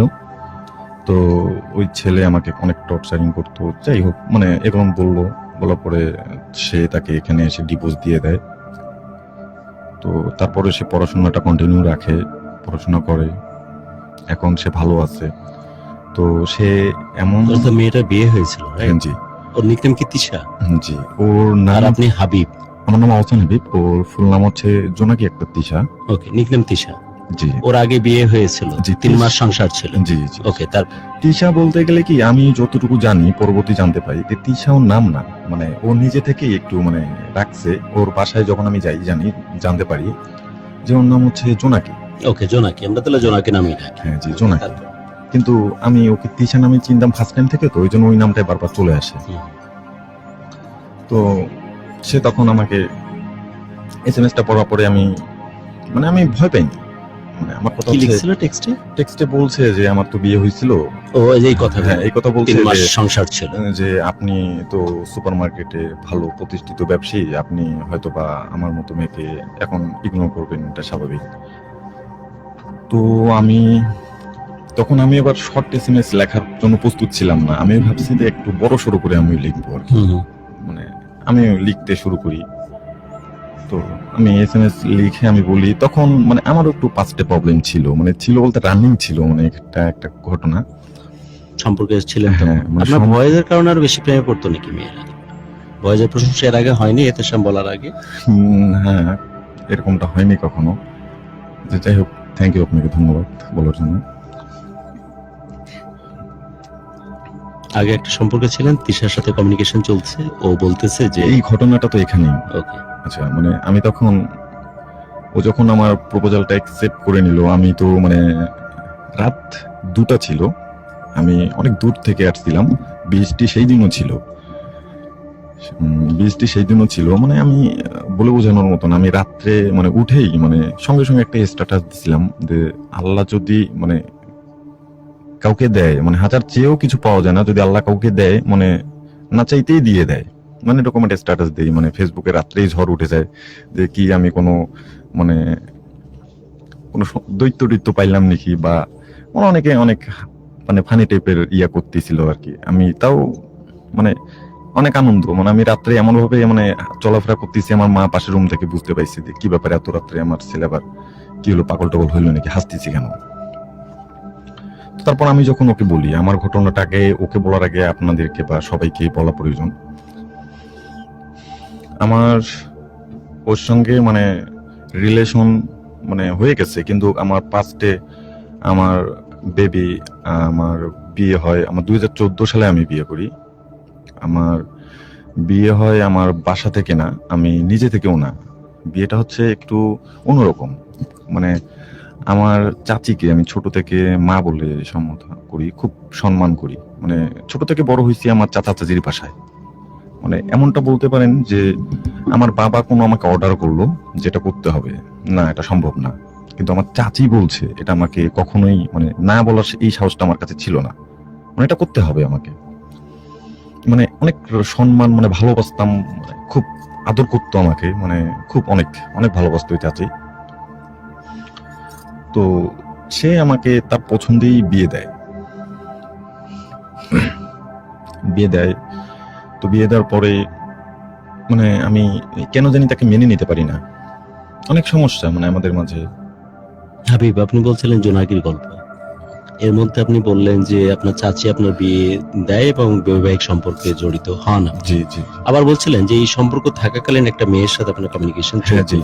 তখন কিন্তু ও আমার সঙ্গে ছিল, মানে সঙ্গে ছিল বলতে আমার বাসায় ছিল না, বাসায় থাকলে মানে তিন দিকে ত্রিমুখী একটা কমিউনিকেশনের মধ্যে আপনি আছেন। জি জি জি, একদিকে হচ্ছে চাচি বিয়ে দিয়েছে, হ্যাঁ। ওর ঘরে বউ, হ্যাঁ জি, আরেকদিকে হচ্ছে যে মেয়েটিকে পছন্দ করেছেন জোনাকিকে, ওর জি। সাথে কমিউনিকেশন চলতেছে, জি, তাকে আপনি বিয়ের অফার দিয়েছেন হ্যাঁ, জি, অলরেডি, বিয়ের offer দিয়ে এবং দিয়েছি। অলরেডি এই অবস্থাতে আরেকটি মেয়ের সাথে আপনার সম্পর্ক কন্টিনিউ হচ্ছে। জি আচ্ছা। ওকে, তখন আমি একে কিন্তু শুধু বলি যে আমার বিয়ে হয়েছিল আমি 14 সালে, হ্যাঁ কিন্তু ডিভোর্স হয়ে গেছে, মানে ওকে বলিনি যে আমার এখন আছে ডিভোর্স বা এটা সেটা, আমি বলছি ডিরেক্টলি ডিভোর্স হয়ে গেছে। কিন্তু ওর সঙ্গে আমার রিলেশনটা ছিল, ও বাবার বাসায় থাকতো, মানে 5 বছরের এটা কাকে, জোনাকিকে বলছে? হ্যাঁ 5 বছরের মধ্যে সে আর কি মানে ওর বাবার বাসায় 3 বছর প্লাস আমাদের বাসায় থাকতো। যাই হোক, আপনার একটা সার্টেন টাইমের পরে সে বাবার বাসা চলে যায় এবং জোনাকিকে বলছেন যে আমার বিয়ে হয়েছিল, সে মেয়েটি এখন আমার সাথে থাকে, তার বাবার বাসায় থাকে। হ্যাঁ জি, আর আরেকটি মেয়ের সাথে কিন্তু আপনার সম্পর্ক আছে কিন্তু বাই দিস টাইম, না যেটা আপনি বলছিলেন এটা জোনাকির সঙ্গেই আছে। জোনাকির সাথে হ্যাঁ। সম্পর্ক থাকা অবস্থা অন্য কোনো মেয়ের না, কথা না, বলছিলেন, সেটা কি এই মেয়ের কথাই এই বলছেন? মেয়ে, আচ্ছা, জি, এনিওয়ে আচ্ছা। আমাকে কারেকশন করে নি। ও আচ্ছা। তো দুইজন মেয়ের সাথে একসাথে কমিউনিকেশন জি, জি। চলতেছে। একটা হচ্ছে আপনার বৈবাহিক স্ত্রী, জি, যে আপনার সাথে কতক্ষণ ছিল, সংসারে কতদিন ছিল? 4 বছর প্লাস। আপনার সংসারে থাকার পরে সে বাবার বাড়িতে চলে যায়, জি, সেটা আপনি জোনাকিকে জানিয়ে দিচ্ছেন। জি। আর জোনাকিও জানিয়েছে আপনাকে যে 3 মাস সংসারের পর হুম। তার ডিভোর্স হয়েছে নাকি হয়নি, ডিভোর্স হয়ে গেছে, মানে Divorce 3 মাস হয়ে পরে গেছে, নিজে 3 মাস divorce পরে, দিয়ে দিয়েছে। দেন আচ্ছা। ফাইনালি আপনার সাথে কমিউনিকেশন চলছে। জি, তারপর সে মানে আমি কিন্তু ওকে মিথ্যা বলি যে আমার ডিভোর্স হয়ে গেছে, কিন্তু ওদের ছিল সম্পর্কটা বলিনি। তারপর মানে আমাদের রিলেশনটা মানে এরকম হয়ে গেল, তারপরের দিন আমরা দেখা করব। জোনাকির সাথে? হ্যাঁ, জোনাকির সঙ্গে মানে আমি দেখা করবো। সে কিন্তু ফার্স্ট টাইম মানে আমি তাকে অনেক দেখা করে অফার দিতাম, সে বলতো যে না আমাকে বাসা থেকে বের হইতে দেয় না, করোনাকালীন মানে খুব চাপ, এটা সেটা অনেক অজুহাত। তো যেদিন আমার বললো যে মানে রাজি হয়ে গেল, তো আমাকে বলতেছে ঠিক আছে আজকে আমরা দেখা করবো, তুমি আসো। দেখা করলাম, মানে দেখা করে তার ইচ্ছা যে আজকেই বিয়ে করবো। হ্যাঁ? আজকেই, জোনাকি তাই বলতেছে? এক্ষুনি বিয়ে করবো। বলেন কি? আমার সঙ্গে 2টা ভাই ছিল, বড় ভাই, মানে আমার সবসময় মিশতাম একসঙ্গে। তো সে বলতেছে যে না আজকে বিয়ে করব, তুমি তো খুব বলছো যে ভালোবাসো অনেক, মানে অনেক আমি কিন্তু বলছি ভালোবাসা মানে পাওয়ার জন্য যা বলা দরকার তার থেকে অনেক বেশি বলছি আর কি। আমি মানে একটা মেয়েকে পটানোর জন্য যা বলতে হয় তার থেকে অনেক বেশি বলছি, এই জন্য পটে গেছিল আর কি। কি বলছেন?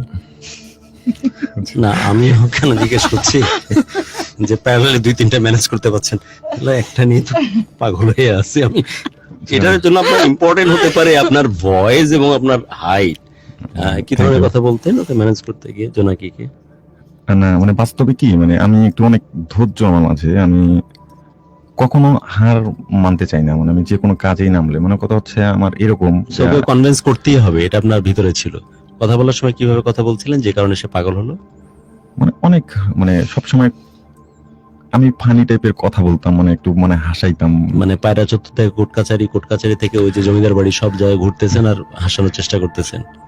না আমি মানুষের সামনে হাসি না কখনো, মানে ওর সঙ্গে ঘুরলে আমি কখনো হাসবো না, আমি ফোনে হাসাই। মানে আমি সামনে গেলে একদম নীরব টাইপের, মানে মানে কিছু হাজবেন্ড ম্যাটেরিয়াল টাইপ। হ্যাঁ, কিন্তু যখন আমি আবার ফোনে কথা বলবো তখন আমি অনেক। যাই হোক, জোনাকি আপনাকে বললো যে আপনাকে আজকেই বিয়ে করবে। হ্যাঁ, ও বিয়ে করবে। তো আমি আমার 2টা ভাইয়ের সঙ্গে পরিচয় করে দিলাম। সে এখন আমি কিন্তু অলরেডি ভাইকে বলে দিছি ভাই এরকম সারপ্রাইজ আছে, তাদেরকে খাওয়া দাওয়া দিব, একটা হোটেলে বসাইছি। তো এই হোটেলের মধ্যে ভাই আসলো, 2জন আসলো। এসে আমাকে যখন বললো তো ওকে পরিচয় করে দিলাম। তো সে আমি বললাম যে এর নাম তিশা। তো কি বলবো, তিশা বলবো না জোনাকি বলবো? লোকে কনফিউজ হবে। এমনি বলতেছ 3-4 জনের সাথে নাকি? না একজনই তিশা, জোনাকি না জোনাকি, রাইট? আচ্ছা, জোনাকি ধরে আগাবো নাকি না তিশা তিশা ধরে? ধরে রাখি। ওকে, তিশা ধরে আগায়। মেয়েটির নাম কিন্তু তিশা। ওকে, তারপর? আচ্ছা, তিশা মানে পরিচয় করে দিলাম। তো পরিচয় করে দেওয়ার পরে তাকে যখন ভাইয়া বলে যে আচ্ছা যাই হোক তোমার তো কথা বলি, তাহলে তোমার গার্লফ্রেন্ড, আমাকে এভাবে বলতেছে যে কথা বলি তোমার গার্লফ্রেন্ড হলে আমার ছোট বোন হবে। সে একদম উঠে দাঁড়া হয়ে যায়। হ্যাঁ, মানে হোয়াট গার্লফ্রেন্ড মানে? তো আমি তো পুরো হতবাক, মানে হোটেলে যে হোটেলে পড়ছিলাম সে ছোট ভাইটা মালিক, হ্যাঁ হোটেল মালিক ছোট ভাই, মানে সে সে পাশে বসছে। বলছি ওকে ওতে তোমার ভাবিকে নিয়ে যাচ্ছি, সেও আর কি পাশে বসে গল্প করতেছে আমার সঙ্গে। তো মানে আমি নিজে লজ্জা পেয়ে যাই, কি হইলো এটা, মানে এতক্ষণ ঘুরলাম, বিয়ে করতে চাইলো, পাশে দেয়ান বসলো। কয় যে কিসের গার্লফ্রেন্ড? কিসের গার্লফ্রেন্ড? চিনে না টাইপ? হ্যাঁ, মানে চেনে না, না এভাবে না, মানে বলতেছে কিসের গার্লফ্রেন্ড? হ্যাঁ, সে তো আমার হাজবেন্ড। হ্যাঁ, বাপরে। মানে এখানে ওরা মানে দেখা যাচ্ছে আমি মানে আমার মাথায় কোনো কাজ করতেছে না, মানে আমি কি পাগল টাগল হইলাম নাকি, কে কি বলতেছে কিভাবে? তো আমি তখন একটু মানে ভিতরটা মানে একটু দম ফিরে আসলো যে কি বলেন? বলছে না আমি তো তাকে রিলেশন করতে চাই না, ও তো আমাকে রিলেশন করার কোনো প্রস্তাব দেয়নি, সে ডিরেক্টলি তো আমাকে বিয়ে করার প্রস্তাব দিছে। তো এখানে আমার গার্লফ্রেন্ড বয়ফ্রেন্ড হবো কেন? আর আমরা চাচ্ছি আপনারা বড় ভাইরা আছেন এখানে, তো যদি চান আজকে বিয়ে দেন, আমি আর পাশে ফিরে যাব না। তো এই কথা শুনে আমি একটু মানে কেন জানি কেমনটা মনে হচ্ছে যে যে কোনো সমস্যা কি না কি। আর বিশেষ করে আমিও ভয় পাচ্ছি যে না মানে কেন, মানে একদিনই একটা মেয়ে দেখলো আর বিয়ে করতে চাচ্ছে। আমি চিন্তা করলাম যে এখানে কিছু মানে বিশেষ কিছু নাই যে আমি কোনো ভালো অনেক টাকা পয়সা আছে আমার, যে ভালো কিছু দেখিয়ে দিয়ে আমাকে চাচ্ছে, বা আমি অনেক ওভার স্মার্ট, অনেক সুন্দর, মানে আমি কোনো দিক দিয়ে মিলাইতে পারতেছি না যে এত সুন্দর একটা মেয়ে কেন একদিনে আমাকে বিয়ে করতে যাচ্ছে। কোনো সমস্যা কি কিছু? আপনি তো সুন্দর হবে। আচ্ছা যাই হোক, মানে আমার মানে আপনার নিজের রিয়েলাইজেশন। আচ্ছা হ্যাঁ, মানে এরকমটা ছিল। মানে আমি তখন অনেক টেনশনে, মানে আমি তখন ওই ভাই দুটোর সঙ্গে অনেক কথা বলি। তখন ভাই বলে দেখ তোর তো আগে একটা এখনো প্রবলেমটা আছে, এটা কিন্তু সবাই জানে, আমার বাসায় জানতো, আমার বাবা মা পুরো পরিবার জানতো যে আমাদের ডিভোর্স হয়ে যাবে, মানে আগে যে ছিল ডিভোর্স হয়ে যাবে, এখন হয়নি, হবে। মানে আমি ভয় পাইতাম যে ডিভোর্সটা দিলে মামলা বা এটা সেটা হবে, এই জন্য আমি মানে দিতে পারতাম না বা ওর মতো আছে, আমি তো আমার মতো আছি। মানে এক্স্যাক্টলি, কোনো- আপনারা আছেন আমাদের সাথে ঢাকা এফএম 90.4। আপনারা চাইলে ভিডিও স্ট্রিমিং এর থ্রু দিয়ে আমাদেরকে দেখছেন, অথবা 90.4 ফ্রিকোয়েন্সি মডিউলের থ্রু দিয়ে আমাদেরকে শুনতে পাচ্ছেন। আমরা কিছু কমেন্টস নেব, তার আগে আমি একটু জানতে চাচ্ছি যে ভূমিকম্প হলে এদিক ওদিক নড়ে, উপর থেকে কোন রকমের কিছু হচ্ছে কিনা, যে আমি আস্তে আস্তে গর্তের মধ্যে পুঁতে যাচ্ছি, বারবার এটাকে বাড়াচ্ছি আমি, আর বারবার এটা নেমে যাচ্ছে নিচে। পরিষ্কার কিছু করার নাই, কিছু করতে যাস না, বারবার উঠাচ্ছি, বারবার নেমে যাচ্ছে। হয়তো বা এমন হতে পারে যে আমি আস্তে আস্তে গর্তে পুঁতে কবরে ঢুকতেছি। এনিওয়ে, অনেকে কমেন্ট করতেছেন, বাট আমি যতদূর জানি যে এই পেজটি এমন একটি চমৎকার একটি পেজ যেখানে নোংরামির এক্সারসাইজ খুব কম হয়। আপনারা যখন সব রকমের বিষদগার করতে পছন্দ করেন সবগুলো ফেসবুক গ্রুপে, আমাদের এখানে শুধুই ভালো লাগার কথা বলেন, এটা আমি জানি। কিন্তু তারপরে দু একজন বিচ্ছিন্ন মানুষ চলে আসে হঠাৎ করে জানলায় উকি ঝুঁকি দিয়ে, তারা হয়তো এই পরিস্থিতিটা জানেন। আমার মনে হয় 2-1 মিনিটের মধ্যে ওরাও স্বাভাবিক হয়ে যাবেন। কিছু কমেন্টস এই ফাঁকে নিয়ে, জাকির ভাই আপনার একটা গান শুনতে চাই। জাকির ভাই আবার গান না, আপনাকে চিনে ফেলেছে নাকি কেউ? আপনিও মনে করতেছেন যে হ্যাঁ জাকির ভাই তো আপনার নামই? না, জাকির আপনার সাথে কোনো জাকির টাইপের কোনো সম্পর্ক নাই তো? অনেকেই আছে, কিন্তু মেবি আমি চিনতে আপনি পারতেছি না। ওকে। এবং অনেকেই বলছে বনপাড়া থেকে শুনছি, লিখেছেন হায়দার আলী। বনপাড়া অনেক ভালো লাগার জায়গা, বনপাড়া পৌঁছালে আমি ভাবি যে রাজশাহী মনে হয় বেশি দূরে না। নরসিংদী থেকে লিখেছেন যে কে কে আছেন আমাদের সাথে, সেই কথাটা জানান দিয়েছেন। গুরু আপনি ভালো আছেন কি? আপু কান্না করছেন কেন, এটা লিখেছে প্রিয়াঙ্কা। কি কান্না করতেছিস? না, just কান্না না, ও tissue দিয়ে- চোখটাও এই টাইপেরই, যে চোখের মধ্যে অসম্ভব মায়া এবং অসম্ভব রকমের কষ্ট থাকে, যে কারণে প্রিয়াঙ্কার চোখে চোখ রাখলে মানুষ পাগল হয়। বাট আমার কাছে এখনো মনে হয়, আমি কনভিন্সড স্টিল, যে প্রিয়াঙ্কা চোখে কম দেখে, কারণ ওর চোখটা অনেক ছোট। আমরা চলে যাচ্ছি আচ্ছা। আপনার সাথে গল্পে। তো সে তো আমাকে বিয়ে করার জন্য প্রথম থেকেই ফোর্স শুরু করে দিল। তিশা। তো হ্যাঁ জি, তিশা। তো তারপরে আমি ভয় পাচ্ছিলাম যে আমি এটা এখন ক্লিয়ার করে দেই, আমি অলরেডি আমার ওই ভাই দুটার সঙ্গে কথা বলে যে আমি ডিভোর্স দিয়ে দিব। তো ওকে আমি বলতে সাহস পাচ্ছিলাম না যে এরকম কি বলবে। তো আমি 1 সপ্তাহ পর রিলেশন চলতেছে, আমি বলে দিই যে দেখো আমি তোমাকে মিথ্যা বলছি একটু, যে আমার এরকম এরকম ছিল, আমি বলতে ভয় পাইছি তোমাকে হারানোর ভয়ে। তো বলতেছে যে মিথ্যা বলে কি লাভ হইলো, এখন তো হারাইলা। তো তখন আমার কাছ থেকে চলে যায়, গিয়ে মানে একদিন কথা বন্ধ ছিল। তিশা চলে যায়। হ্যাঁ, চলে যায়, বাসায় ফিরে যায়। একদিন বন্ধ ছিল, তারপরে সে আমাকে ফোন করে বলে যে দেখো আমি তোমার যদি এরকমই হয়ে যেত, সে তোমার সঙ্গে মানে বিচ্ছেদ হবেই, বা সে আরো 2-4 জনের কাছে শুনছে, আমার এলাকার ভাই ব্রাদারের কাছে শুনছে যে না, ওদের সম্পর্ক ভালো না, এদের ডিভোর্স হয়ে যাবে আর কি। তখন সে আর কি বলে যে ঠিক আছে, তুমি একটা কাজ করো, ডিভোর্স দিয়ে দিও তুমি ধীরে সুস্থে, আর কিন্তু তোমাকে আজকেই বিয়ে করতে হবে আমাকে। আবার চলে আসলো। এর একই কথা আজকে। হ্যাঁ, মানে আবার চলে আসলো, মানে চলে এসে একটা ফাস্ট ফুডে বসলাম, বসে যখনই আসে তখন বলে আজকে বিয়ে সে করতে বিয়ে হবে। করবে, সে কান্নাকাটি দিয়ে দেখো আমার বাসা থেকে আমাকে বিয়ের চাপ দেয়, তুমি বিয়ে করে নাও, না হলে কিন্তু আমার বাসা থেকে আমাকে বিয়ে দিয়ে দিবে। আমি তো বলি যে এটা তো সমস্যা। তো আমি আবার আমার ওই ভাইয়ের কাছে যাই, গিয়ে বলি যে ভাই আজকে বিয়ে করব। ভাই বলে যে তুই পাগল হয়েছিস নাকি, আজকে বিয়ে করবি? মানে যা, সামনে শুক্রবার, আজকে মানে শনিবার বিয়ে করা যায় না, শুক্রবারে বিয়ে করতে হয় বলে পাঠাই দিল।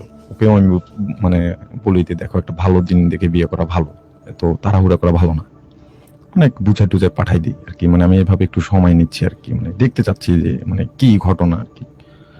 তো ঘটনা দেখতে যাই, কিন্তু আমি কোনো কিছু বুঝতে পাই না। মানে এমনিতেই আমি ওর যতটুকু চিনি, বন্ধু বান্ধবকে জিজ্ঞাসা করি যে মেয়েটা কি, মানে সবাই বলে যে না, এমনিতেই যে মেয়েটা চলাফেরা একটু মানে সেরকমই হোক, কিন্তু মন মানসিকতা অনেক ভালো, মেয়েটা ভালো।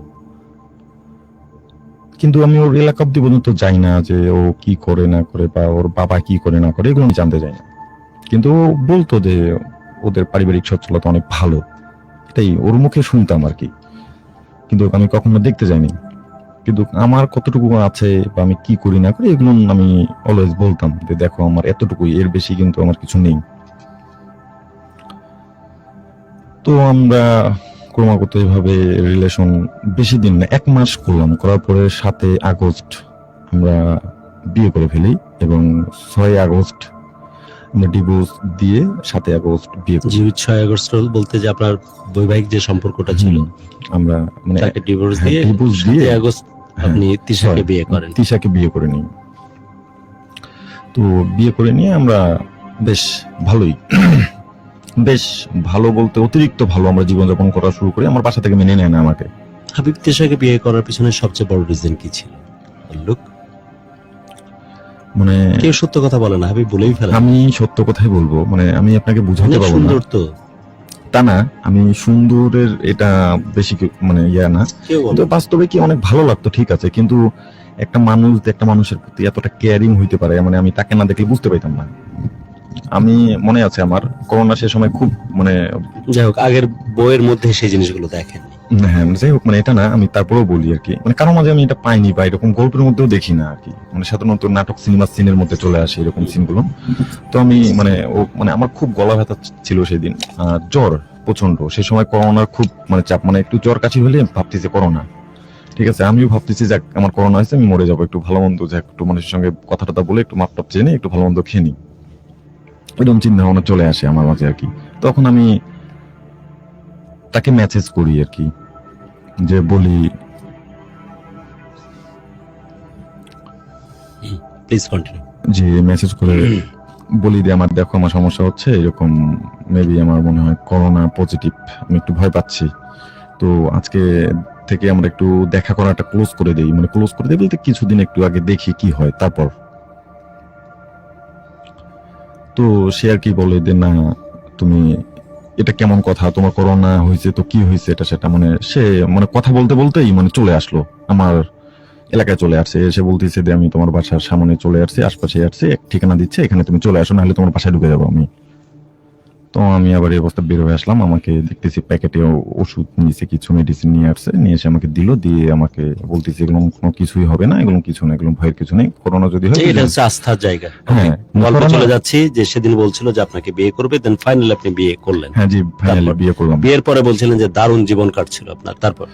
দারুণ জীবন কাটছিল, আমরা খুব ভালো মানে খুব সুন্দর জীবন যাপন করি। ঝগড়া লাগতো খুব আমাদের মাঝে, মানে খুব সন্দেহ করতো আমাকে, মানে দোকানে যাইতাম, মানে খুব সন্দেহ করতো, মানে ওর সঙ্গে না বের হইলে আমাকে ভালো কোনো মানে যদি কিছু ভালো লাগতো বলতো এটা পরার দরকার নেই, এটা খারাপ লাগতেছে, এটা খুলো, এটা পরে যাও, দোকানে যাবা এত কি করবা, হ্যাঁ মানে সিম্পল একটা পোশাক পরে যাও। মানে মানে খুব সাধারণ ভাবে, কিন্তু আমার বাসা থেকে মেনে নেয় না, কিন্তু আমরা ভাড়া বাসায় ছিলাম একটু, আর আমি যে দোকানটায় ছিলাম ওই দোকানটা আমি ছেড়ে দিই, আমার ওই সিনকেট হওয়ার পরে মানে ওই মেয়ে মার্কেটে গিয়ে একটু বাড়াবাড়ি করে, ওই জন্য ওই দোকানদারের সঙ্গে আমার খুব রেষারেষি হয়েছে, বলে যে তোমার দোকান করার দোকান, তুমি অন্য জায়গায় দোকান নাও। তখন আমি হুট করে দোকানটা ছেড়ে দিয়ে নতুন দোকানে বসি, তখন আমার ব্যবসায়িক ভাবে অনেক আমি পিছিয়ে পড়ি, মানে এক জায়গায় দীর্ঘ 8 বছর ছিলাম, কিন্তু হঠাৎ করে একটা নতুন জায়গায় গিয়ে Okay, তারপর? ব্যবসা করতে পারি না। তো তখন তার সঙ্গে মানে আমি বলি যে দেখো আমার তো আগে এরকম ছিল, এখন তো আমার ব্যবসায়িক অবস্থা খারাপ, আমি তো বাসা থেকে কোনো হেল্প পাচ্ছি না, আমার বাসায় তো ডিরেক্টলি বলতেছে তুমি যেমনটা করছো ফার্স্ট টাইম করলা, যে তোমার চাচির মতো চললা, তোমার মা হয় তুমি চললা, এখন তুমি আবার নিজের মতো করে করলা, আমার বাবা মা তাকে তো একটু বলা প্রয়োজন ছিল। তো আমি বলি যে যাক ভুল করছি, মা বাবা আমার দুলা ভাই আমার আপা সবাই মেনে নেয়, মানে কথা বলে আমাদের সঙ্গে, কিন্তু আমার বাবা ফুললি বলে যে না এরকম না, এটা মেনে নেওয়ার মতো না, একটু সময় তিশাকে মেনে নেয় না? না। ওকে, নেয় না। আমরা কিন্তু গল্পের শেষের দিকে চলে যাচ্ছি হ্যাঁ, খুব শীঘ্রই। ওকে, জি, এখন মেনে নেয় না, তখন আমরা এভাবেই থাকি দীর্ঘ 8 মাস যাবত, আমাদের অনেক সুন্দর মানে ঝগড়াঝাটির মধ্যে দিয়েও অনেক ভালো একটা সম্পর্ক মানে কাটাই আমরা। এর মাঝে আমাদের একটু করোনার এক্সেস চাপ বাড়ার কারণে মার্কেটটা ক্লোজ করে দেয়, মানে বন্ধ করে দেয়।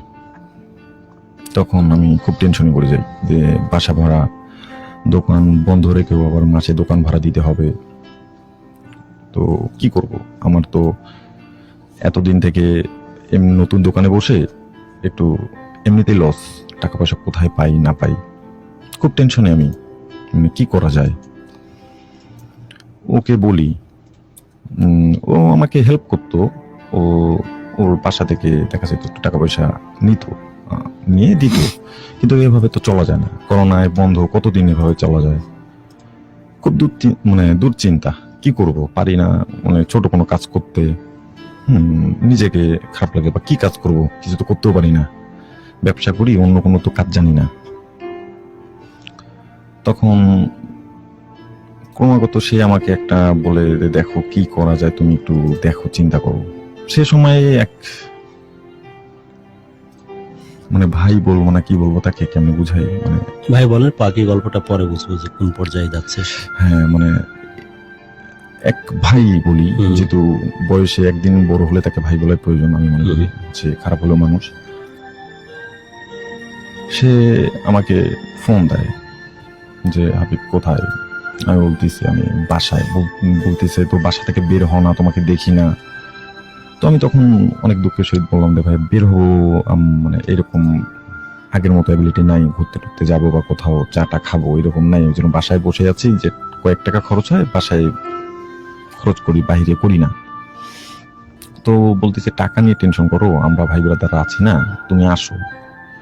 তো সেদিন আমার কিছু টাকার দরকার ছিল কিছু কেনাকাটার জন্য। তো আমি বলি রে ভাইয়া, তো পারলে একটু হেল্প করেন। উনি নিজে বলে যে টাকা লাগবে নাকি তোমার? তো বলি যে দিলে তো ভালো হয়। কত লাগবে? আমি বলছি বেশি লাগবে না, 2000 টাকা দেন আমাকে। 2000 টাকা দিল আমাকে, ডাকলো, আমি দেখা করলাম, 2000 টাকা দিল। তো দেওয়ার পরে বলতেছে যে শোনো একটু তোমার সঙ্গে কথা বলতাম। জি কি কথা? সে তখন বলে যে তোমার বাসায় কি সময় মানে ফাঁকা থাকে বা ফ্রি থাকে তোমার বাসা? তো আমি বলতেছি বাসা ফ্রি থাকে মানে বুঝিনি, সরি একদিন একটু আরেকবার বলেন। তো বলতেছে না আমি একটু মানে তোমার সঙ্গে একটা কথা শেয়ার করতে চাই। তুমি আমার একটা ছোট বোন আছে, বাসা একটু দূরে, তো তাকে একটা ছেলে খুব ডিস্টার্ব করে, অনেক ডিস্টার্ব করে। তো তাকে একটু মানে তোমার বাসায় নিয়ে আসতাম। তো আমি করছি যে ডিস্টার্ব করে বাসায় কেন, আপনি ইয়ে করেন, ওই সুরবিদ্যানে ডাকেন বা কোনো পার্কে, রাস্তায় ডাকেন, আমি ধরে দিব। মানে এভাবে বলতেছি যে সমস্যা নেই, আমি আছি, আরো 2-4 জনকে ডাকবো। বলতেছে না এখন পরিবেশ পরিস্থিতি ভালো না, তুমি ডাকো, তোমার শুধু তুমি আধা ঘন্টার জন্য আমাকে দিবা, আমি একটু ওকে অন্যভাবে সাহায্য করবো। যে কিভাবে? তো আমি কি বলি, মানে যে কোনো হোক আমি ম্যানেজ করলাম। আচ্ছা ঠিক আছে, কবে? বলছে তুমি বলে কালকেই তাহলে ডাকি। তো তখন আপনার বাসায়? হ্যাঁ ভাড়া বাসায়, ওকে। ভাড়া বাসায় নিয়ে আসলো। তখন ঠিক মেয়েটাকে? হ্যাঁ প্রথমে মেয়ে আসলো, মানে 2-3 জন আসলো, এসে বসে আমার বাসায়। আমি এবার নাস্তা টাস্তা দিই। আমি আমার বউকে বলি যে তোমাকে এখানে শোয়া দরকার নেই, তুমি যাও, পাশে যাও। কয়টা মেয়ে আসলো? 2টা মহিলা আসলো। আচ্ছা। একটা ওই ভাইয়ের বউ ছিল আর একটা মহিলা ছিল। ওকে। তো আসলো, তার সঙ্গে ওই মেয়েটা ছিল। আমি সেভাবে আর কি কারোর সঙ্গে পরিচয় হওয়ার কোনো আগ্রহ নেই আমার। তো আমি নিজে কিন্তু চাটা বানাই, মানে চা বানাই বলতে কি রান্না বান্না মানে আমি কম বেশি আমি করতাম, ও কম পারতো।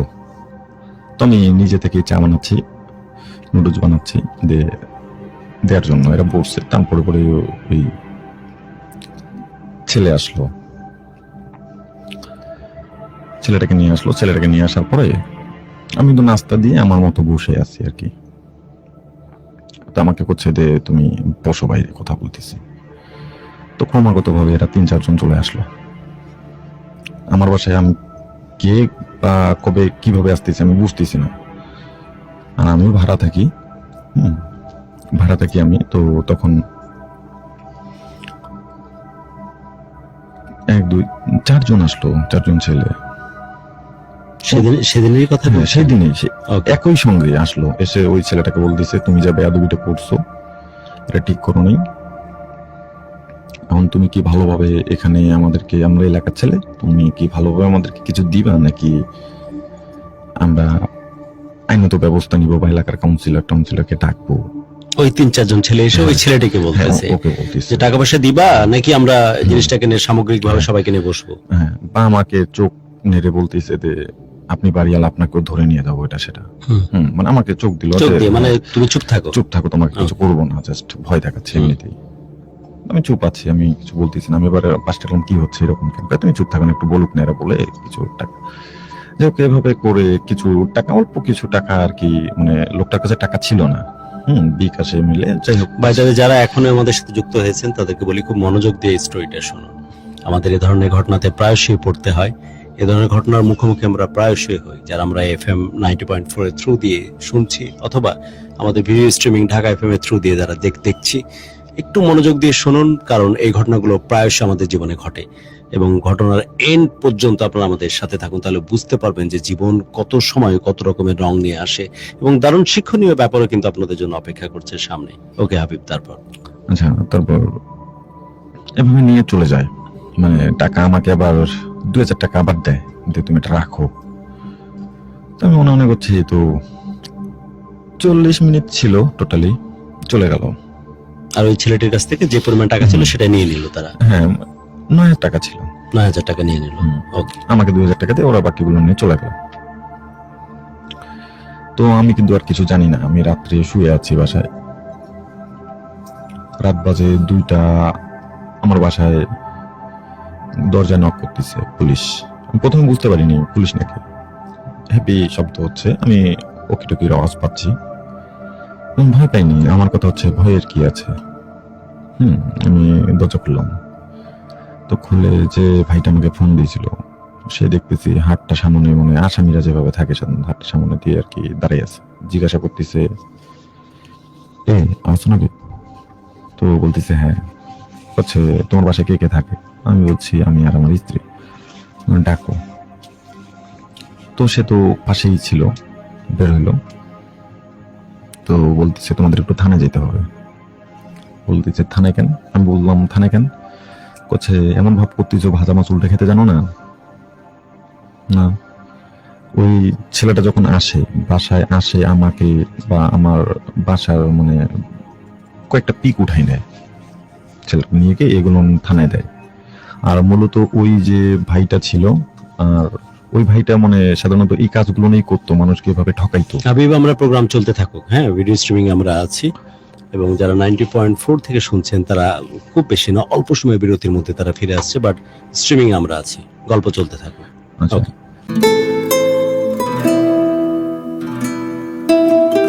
ভালোবাসার বাংলাদেশ।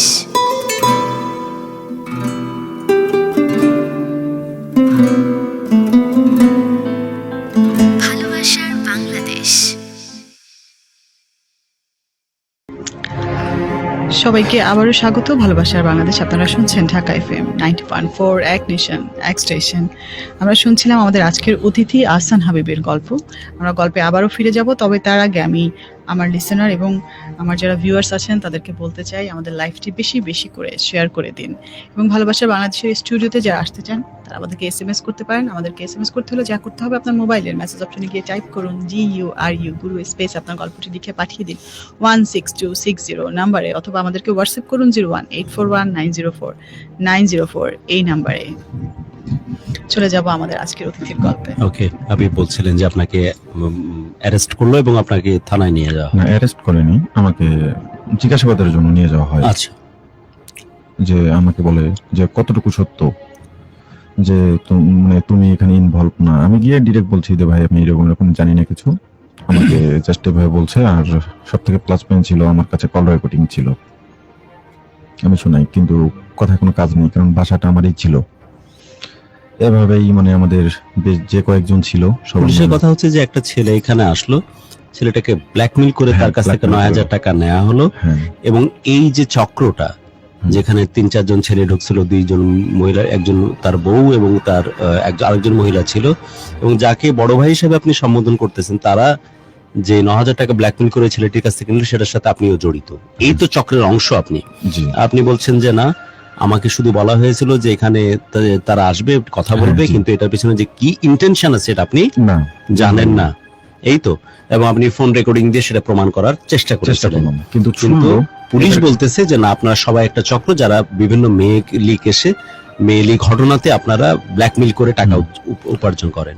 ওকে, আচ্ছা, যাই হোক, তারপর আমি দেখালাম। তারপর জিজ্ঞাসাবাদ যখন করে, ওরাও একজন এখান থেকে বললো যে না, বাস্তবেই আমরা জানতো না আর কি। তো কথা হচ্ছে আমি কথা বলি পার্সোনালি, তখন বলে দে না, এখানে বাসাটা তোমার, এখানে মাপ পাওয়ার অন্য কোনো বুদ্ধি নেই, ঠিক আছে। তখন সাধারণত আমাদের সবার নামেই মামলা করে দেয়। এই মামলাতে আমি দীর্ঘ 1 মাস 27 দিন সরি 1 মাস 17 দিন ছিলাম, কোথায়, জেলে? জেলে ছিলাম। মানে হাজতে ছিলেন? জি, হাজতে মামলা করে দেয়, এই মামলাটা আর কি ছিলাম। আপনার বউ? এও ছিল। জোনাকিও ছিল? জি, দুইজন জেলখানাতে? দুজনেই ছিলাম।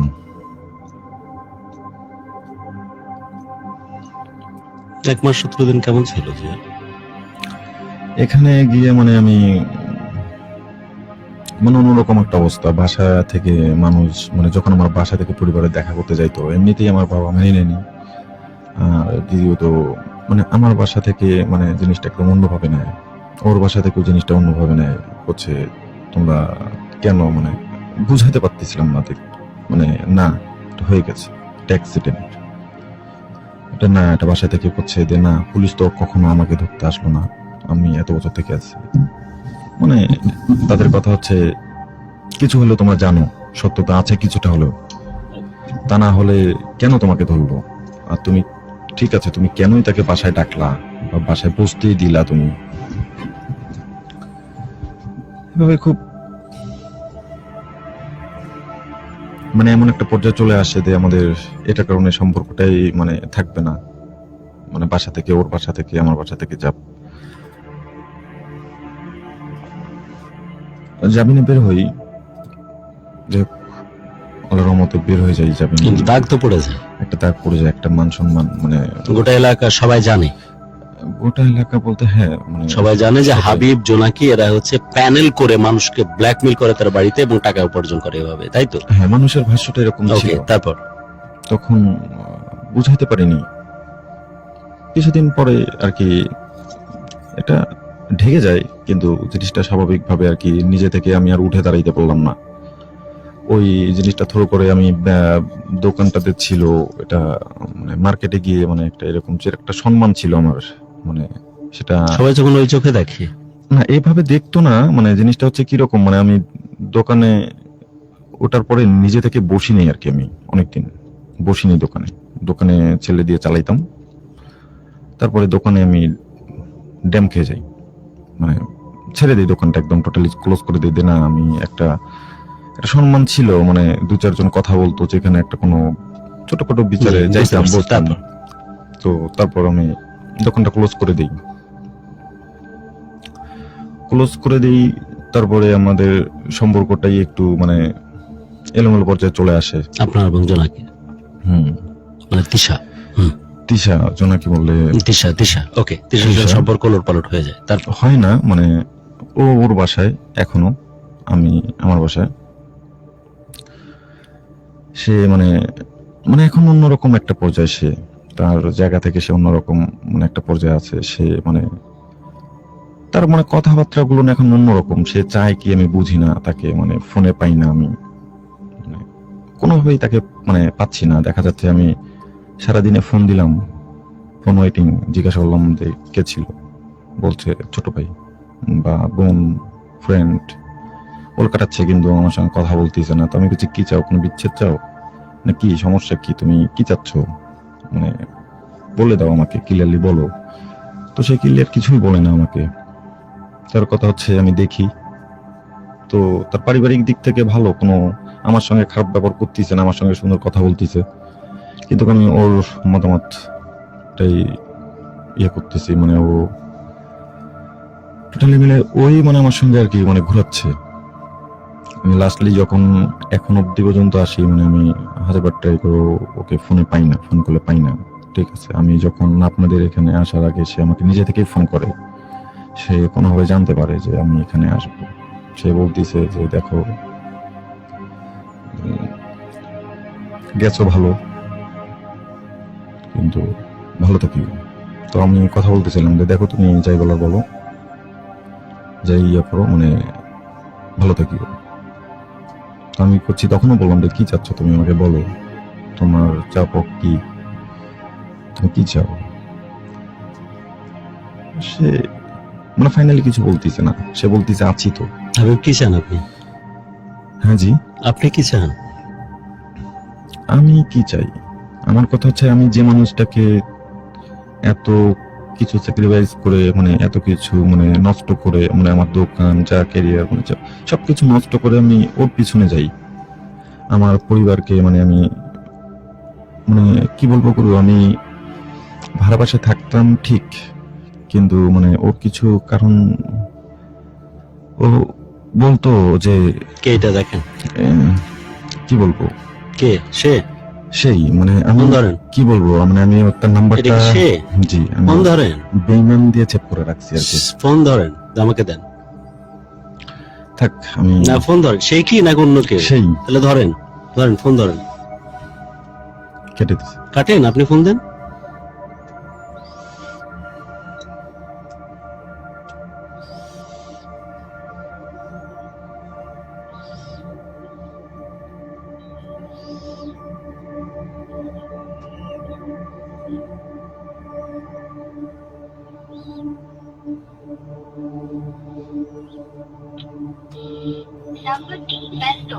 কেটে দিচ্ছি। ওকে, তারপর মানে অনেক একটা খারাপ মানে দিশা, আমার ধারণা যে আপনি আমার প্রোগ্রাম শুনতেছেন এবং আমি জানি যে আপনি আমার প্রোগ্রাম শুনেন। মানে এই স্টুডিওটা এত পবিত্র একটা স্টুডিও কারণ খুব কমই এমন হয়েছে যে এখান থেকে কমিউনিকেট করার চেষ্টা হয়েছে কিন্তু কেউ রেসপন্স করে এমন ঘটনা ঘটেনি। আমার বিশ্বাস যে দিশা আপনি আমাদের সাথে কমিউনিকেট করবেন, কথা বলবেন এবং আপনার জায়গা থেকে আপনার স্ট্যান্ডটা জানাবেন এবং আলটিমেটলি তিশা এবং হাবিবের জীবনে কি ঘটতে যাচ্ছে সেটাও আমরা জানবার চেষ্টা করব। তিশা প্লিজ, আমরা অফিসিয়ালি ঢাকা এফএম স্টুডিও থেকে ফোন দিতে যাচ্ছি। আপনি ফোনটা রিসিভ করুন। আপনার দিকে তাকাচ্ছে আমি তিশা, আপনি মনে হয় আমার চোখের চাহনি দেখতে পাচ্ছেন কিনা। আমার পরিচয় চাইলে কিন্তু আমাকে শুধু বড় করে দিতে পারে যাতে করে আমার চোখটা দেখা যায়। আমার চোখটা তো ছোট হয়ে গেছে, বয়সের ভারে বিবর্জিত এক তিশা, দূরে তাকালে চোখ ছোট হয়ে যায়। এই আমাকে শুধু বড় করে দেখানো যায় না, এটা বড় করো। তিশার চোখে চোখ রাখি, না ওই চোখ না, ওই বড় ভাইয়ের মতো না, ভদ্রস্থ পবিত্র চোখ।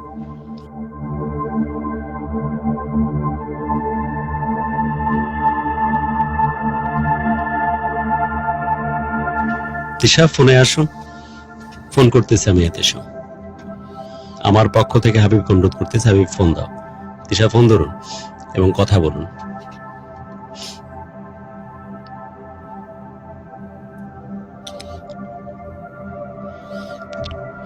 ফোন দিন এবং বাকি গল্পগুলো আপনার কাছ থেকে শুনবো। তার আগে আগে তিশার কাছ থেকে একটু ঘুরে আসি। তিশার নাম্বার কি কাছে আছে প্রডিউসার? ফোন দিন তাহলে। তিশা, আমি সত্যি আমি চাচ্ছি, অনেক বেশি করে চাচ্ছি আপনি আমাদের সাথে কানেক্টেড হন। কানেক্টেড হন আপনার নিজের কথা বলার জন্য, কানেক্টেড হন যে আপনার সাথে আমি কোনো কারণ ছাড়াই কথা বলতে চাই, সে কারণে যে আপনার কথা শুনি, আপনার কণ্ঠস্বর শুনি। আপনি বলুন যে আপনার জায়গা থেকে এক্স্যাক্টলি কি পরিস্থিতিতে এখন আছেন, হাবিবের সাথে এই জীবনটাকে সামনের দিকে এগিয়ে নিতে চান কিনা। আপনাকে বলছি তিশা প্লিজ, আমি ফোন করতে যাচ্ছি এখন, ফোনটি ধরুন, কল দিন।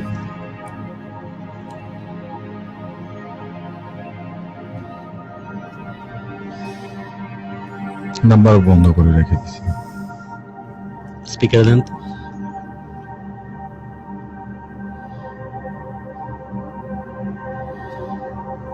আপনি যে নম্বরে কল করেছেন তা এই মুহূর্তে বন্ধ আছে। ওকে, আমি ওয়েট করব আপনার জন্য তিশা। প্লিজ আপনি ফোন করুন এবং ফোনে কমিউনিকেট করুন। ওকে, আপনি বলছিলেন হাবিব যে আমি জানি না যে তিশা আসলে আমার সাথে সম্পর্কের এন্ডিংটা কিভাবে চায়, কি চাচ্ছে সে, সেই জিনিসটা আপনি বুঝতে পারছেন না। দেন ফাইনালি কি এখন অবস্থায়? কারণ একটা কথা হচ্ছে কি, একটা মানুষের সঙ্গে দীর্ঘদিন ছিলাম, সে কেমনটা ছিল, কেমনটা করতো সেটা বুঝতে পেতাম, কিন্তু এখন সে, আমি কোনোভাবে বুঝতে পারি যে সে কথা বলে, দুইজনের সঙ্গে কথা বলে, কোনো ক্রমে তার নাম্বারটা আমার কাছে মানে ম্যানেজ করতে পারি আর কি। যাই হোক, কথা বলে সে, আমার ওর একটা আইডি ছিল, মানে আমার নাম আহসান হাবিব, ও আইডি নাম দিয়েছিল হচ্ছে দিশা আহসান। ওই আইডিটা ইউজ করতো, সে ওইটাকে ডিএক্টিভ করে সে নতুন একটা আইডি ইউজ করে আবার মানে করতেছে। এটা আবার আমি জানি না, এটা আমাকে আবার ব্লক করে রাখছে, আমি সার্চ দিয়েও পাবো না, আমার এরকম ব্লক করে রাখছে। বর্তমান অবস্থাতে কি এরকম অবস্থাতে হ্যাঁ, আছেন হাবিব? বর্তমান। আপনি চেষ্টা চালিয়ে যাচ্ছেন তিশার সাথে সম্পর্কটা আবার রিভিল করা যায় কিনা। ফোন দিয়েছে আপনার জি, তিশা, আবার ফোন দিছি। ধরেন। Tisha, you are so confuse না? আমি কথা বলতে চাচ্ছি তিশা, প্লিজ কথা বলুন। ওয়ালাইকুম আসসালাম তিশা। তিশা, আমি এতেশাম লাভগুরু প্রোগ্রামের সাথে জড়িত আছি দীর্ঘ 16 ইয়ার্স, এবং আমি অন ইয়ারে এখন আছি। আর এটা আমার জন্য অনেক ভালো লাগা তিশা, যে তুমি আছো ফোনে। তোমার মতো এত সুন্দরী মেয়েকে আপনি বলে পর করে দিতে মন চায়নি, তাই তুমি করে বললাম। যেমনটা বর্ণনা দিচ্ছিল হাবিব, তার চাইতে বেশি সুন্দর তুমি। কারণ যখন তুমি কথা বলছিলে তখন ছবিটা ভেসে উঠছিল। তোমার প্রাইভেসির জন্য ওই ছবিটা প্লে করিনি, বাট আমি আর চোখে কিন্তু তোমাকে দেখেছি। তিশা, কেমন আছো এখন সব মিলিয়ে? আমি ভালো আছি তিশা, আমি ভালো আছি। কিন্তু বিশ্বাস করো, ভালোবাসার হাত ধরে যখন তোমরা ভালো থাকো, তখন ভালো লাগার মাত্রা আমার বহুগুণ বেড়ে যায়। আমি তোমার রংপুরের সাথে আমার প্রাণের সম্পর্ক। বহুদিন আমি রংপুরে গেছি, স্পেশালি আমার স্পষ্ট পায়রা চত্বর না, পায়রা চত্বর আশপাশের ওই এলাকা, ওই যে জমিদার বাড়ি আছে, ওটা কি এলাকা বলে এটা? তাজহাট। তারপরে যে একটা অনেক ফাঁকা জায়গা আছে, কি বলে এটা, পাশে লেকের মতো। লেক না, ক্যান্টনমেন্টের পাশ দিয়ে গিয়ে। হ্যাঁ, এক্স্যাক্টলি তাই, এক্স্যাক্টলি। তুমি স্পেশালি আমার বড় ভাই ছিলেন twice হিসেবে ক্যান্টনমেন্টে, তখন প্রায়শই যাইতাম। এবং আমার মনে পড়ে আমার ক্যান্টনমেন্টে ঢোকার খুব ইচ্ছা ছিল, যদি আমি ফাইনালি প্রেসিডেন্সিয়াল ভাইভাতে রিজেক্টেড, ভাইয়ের ড্রেস করে মাঝে মাঝে আয়নার সামনে ডেমনস্ট্রেট করতাম। তো অনেক ছোটবেলার স্মৃতি তোমাদের এলাকায়। তিশা, বলো, একটু প্রাণ খুলে কথা বলো, যে কি চাচ্ছ, কেমন আছো, জীবনটাকে সামনের দিকে কিভাবে দেখতে চাচ্ছ?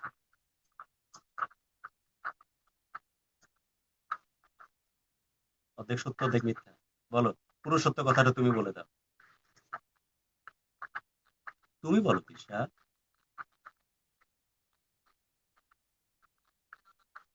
কারণগুলো বলো তো।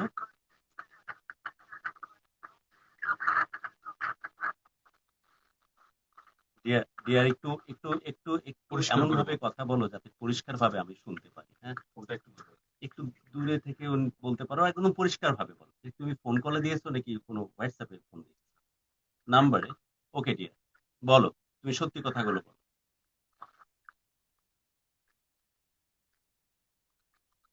Number one. Okay, number two. এটা রং। এক সেকেন্ড, আবে, ফাইজলামুর জায়গা না, না। এই প্রোগ্রাম যদি সত্যি শুনে থাকো, তুমি তো জানো যে মানুষ অনেক শ্রদ্ধা এবং ভালোবাসে এই প্রোগ্রামের সাথে কানেক্টেড থাকে। তুমি এতক্ষণ তো টানা কথা বলছো, কিসে কি ছিল তখন? এখন ও বলতেছে চুপচাপ শুনো। তোমার এক্স ওয়াইফ তোমার কথা অনুযায়ী যে 6 সেপ্টেম্বর না কত তারিখ বলেছিলে? 6 আগস্ট। 6 আগস্টে তুমি ডিভোর্স দিয়েছো, 7 আগস্টে তুমি বিয়ে করেছো তিশাকে, রাইট? এটাও ভুল। সঠিক তথ্য কি তাহলে?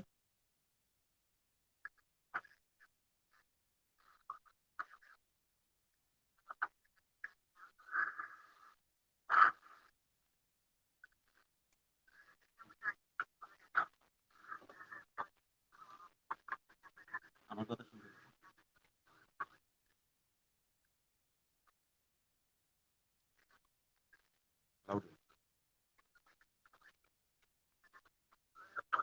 ওকে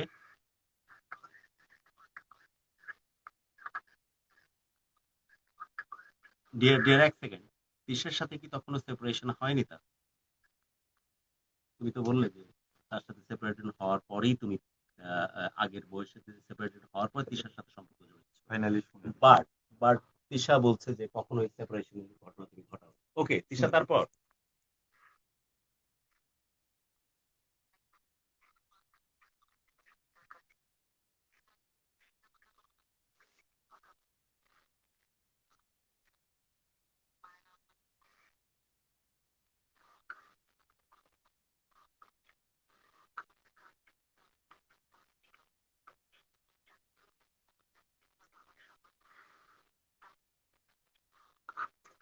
তুমি কি মস্তান নাকি হবে? যায় না ডিয়ার, বলো, তোমার আর বাকি কথাগুলো বলো।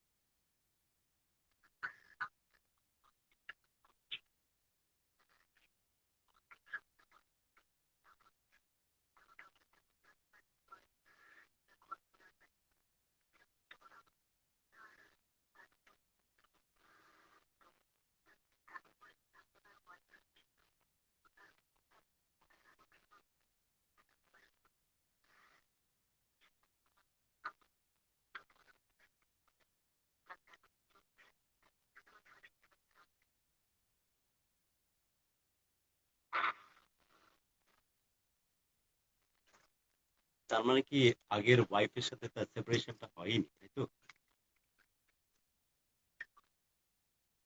যোগাযোগ তার সাথে ফ্রিকোয়েন্টলি থাকে, তাই? আমার কাছ থেকে বেশি 8-9 লাখ টাকা নিচ্ছে, আমি তাকে জোর করে বিয়ে করছি, আকাশ দিলেও তাকে পাবে, এরকম কিছু না। তার থেকে শুনেন তো আমি তাকে কখনো 8-9 লাখ টাকা দিয়েছি কিনা। এই সাউন্ডটা একটু জোরে দাও। টাকা নিয়েছো তুমি তার কাছ থেকে? কত টাকা? আমি তো বললাম যে আমাকে টাকা দিয়ে সে হেল্প করতো। হেল্প করতে পরিমাণ তো অনেক বেশি শুনতেছে এখানে।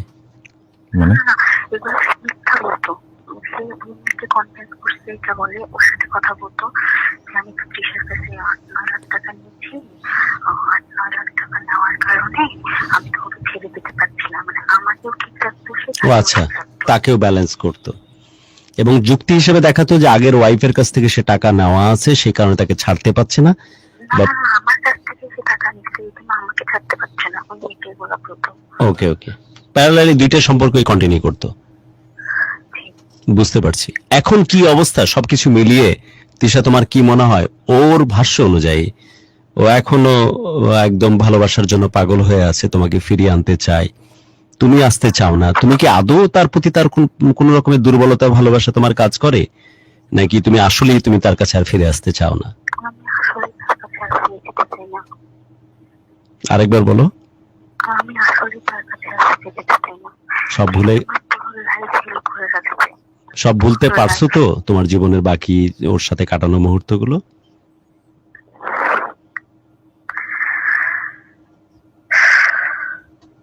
এই দীর্ঘ নিঃশ্বাস তো অন্য কথা বলে ডিয়ার। বাট আমি সিরিয়াসলি এরকম একটা ছেলের সাথে থাকতে চাই না, যে আমার প্যারেন্টস কে অসম্মান করতে জানে না। কিন্তু তার সাথে কাটানো মুহূর্তগুলো কি দূরে রেখে আসতে পেরেছো কিনা, ভুলতে পেরেছো কিনা? ইনশাআল্লাহ ভুলেছি, ভুলে যাওয়ার ট্রাই করতেছি, ও ট্রায়ের মধ্যে আছো? দেখছি। তোমরা কোথায় গেছিলে বিয়ের পর সবচেয়ে দূরে কোথাও, নাকি রংপুর থেকে বেরিয়ে হওনি? ঢাকায়। ঢাকায়? আর তার সেই সময়টা নেই যে আমাকে নিয়ে সে কোথাও দূরে যাবে, দূরে কোথাও।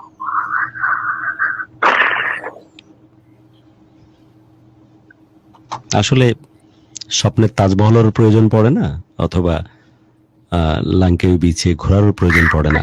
বাট তার সাথে আমি অনেক হ্যাপি ছিলাম, অনেক হ্যাপি ছিলাম। কি কারণে? সঙ্গ হিসাবে কি হাবিব অনেক দারুণ নাকি? হাবিব বলছিল যে খুব ফান করতে পারতো, তুমি নাকি খুব এনজয় করতে তার সাথে থাকা মুহূর্তগুলো।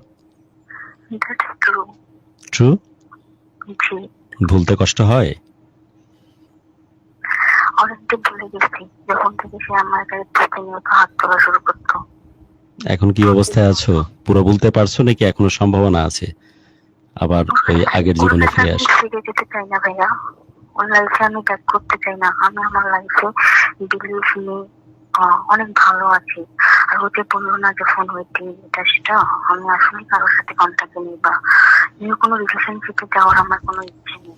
লাইফে অনেক বড় ধাক্কা খেয়েছি, তো নিউ করে কোনো কিছু শুরু করতে চাই না কারোর সাথে, নিজের মতো একা বাঁচতে চাই। বলো কি বলতেছো? আচ্ছা, যাই হোক, ও যা বললো ঠিক আছে, সত্য। ওর ফোন ওয়েটিং নাই, ঠিক আছে। আপনি ফোন কল ওয়েটিং এর স্ক্রিনশট আপনি দেখেন। আমি কল ওয়েটিং থাকতে পারে না, ওয়েট ওয়েট, বাট ও বলেছে যে কল ওয়েটিং এর পেছনে কোনো সঠিক কোনো রিজন নাই, যে অন্য কোনো সম্পর্কের সাথে সে আমি জড়িয়ে আছে। বলিনি এটা। আমি একবার বলছি গুরু যে ও সম্পর্ক করে, আমি বলছি যে ওর ফোন ওয়েটিংটাকে দেখেন, যে ও নিজে থেকে বলতিছে এটা। আমি কিন্তু বলিনি আপনাকে একটাবারও যে আমি বলছি যে ও না, রিলেশন করে। আপনিও বলেননি, এবং কল ওয়েটিং যে থাকতে পারে ইটস এ নরমাল ফেনোমেনন। আমি এভাবেই নিচ্ছি, কিন্তু আমি জাস্ট বলছি। তাকে আমাকে কনফারেন্স করতে হবে। আচ্ছা, আমার পার্সোনালিটি আছে না, আমার ফ্রেন্ড সার্কেল আছে না, আমি কেন তাকে সবসময় কনফারেন্স করতে যাবো? তাকে কেন এত প্রাইভেসি? আমাকে তো প্রাইভেসি। 3 দিন থেকে আমি ফোন দিচ্ছি, 3 দিনে আপনি কল লিস্ট চেক করে দেখতে পারেন। মিনিমাম হচ্ছে আমি 600 প্লাস, মানে তার 1000-এর কাছাকাছি হবে। আমি ফোনে ট্রাই করছি, আমি কল লিস্টে এখন আছে, চেক করতে পারবেন। কিন্তু সে আমার ফোনে কথা বলছে সর্বোচ্চ কয়েক মিনিট, আর ফোন যে কয়েকবারে দিছে ওয়েটিং পাইছে, কিন্তু আমার ফোনটা পিক হয় না। কথা বলা শেষেই ফোনটা কেটে বন্ধ করে রেখে দেয়। তিশা, কি চাচ্ছ তুমি? আর ফিরে আসতে চাও না?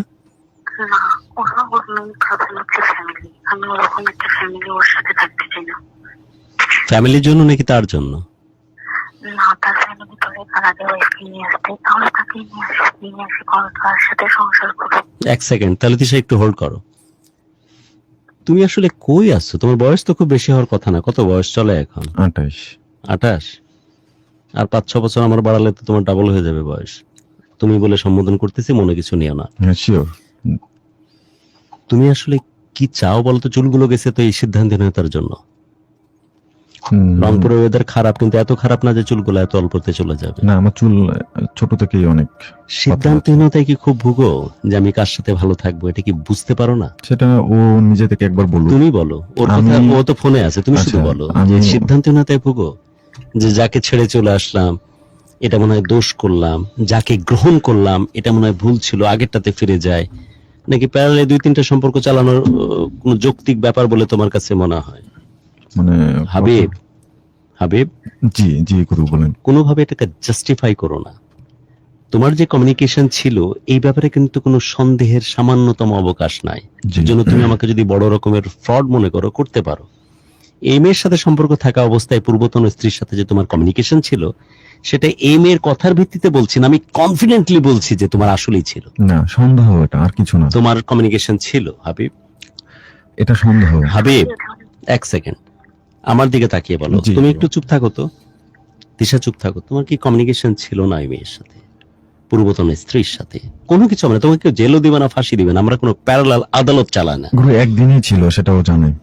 এটা নিয়েও অনেক কমিউনিকেশন ছিল তো। একদিন বলছিলাম, মানে 3 দিন কথা আচ্ছা, হচ্ছিল। ওই মেয়েটির প্রতি তোমার যে দরদ বা মহব্বত, এটা দোষের না, দোষ- বাট এটা কি কারণে কাজ করতো? যে আমার প্রথম স্ত্রী তাই, নাকি না। আমি ওকে ডিপ্রাইভ করেছি, ওকে ছেড়ে দিয়ে চলে এসে না, আমি না, তিশার না, হাত না, ধরেছি তাই? না না, কি কারণে? আমার একটা বেবি এখানে আছে তাই। ওই ও- পূর্বতন স্ত্রীর ঘরে? হ্যাঁ, না তিশা অনেক বলতো দেব বাবুর সঙ্গে কথা বলতে হেল্প। পূর্বতন স্ত্রীর ঘরে? হ্যাঁ, ও বলতো নিজে থেকে ঈদে বলতো কথা বলো একটু, মানে আমার খারাপ লাগলে বলতো দেব বাবুর তিশার সঙ্গে ব্যাপারে কথা কোনো বলতো। কমপ্লেন আছে তোমার? ওর ব্যাপারে মানে কমপ্লেন বলতে কি, মানে আমার কথা হচ্ছে সে মানে যদি মানে একটা জিনিসের যদি তিশার ব্যাপারে কোনো কমপ্লেন আছে কিনা সরাসরি? আমি সরাসরি কোনো কমপ্লেন মানে আমি দিতে চাই না। আমার কথা হচ্ছে মানুষ অন্যায় করে যদি সমাধানে আসে, সেটা ভালো। অন্যায়টা কি বলো তাহলে? অন্যায় কিছু না, আমার কথা হচ্ছে সে আপনাকে- চরিত্রগত কোনো না, problem কোনো ছিল তিশার? চরিত্রগত প্রবলেম আমি বলবো না। তিশা তোমাকে কোনো রকমের কোনো প্রবলেম বা কোনো খারাপ কাজের মধ্যে ইনভলভ করেছিল? না, তা করিনি আমি। যেই নেগেটিভ সম্পর্কের কথা তুমি বললে, যে কয়েকজন মানুষ তোমাকে, যারা মানুষকে ব্ল্যাকমেল করে টাকা কামায়, যে তোমার বড় ভাই এবং তাদের সাঙ্গপাঙ্গদের কথা বললেন, এখানে কি কারো ইনভলভমেন্ট ছিল? না তিশা কি প্রিভিয়াসলি তাদের প্রিভিয়াসলি তাদের সাথে পরিচিত ছিল?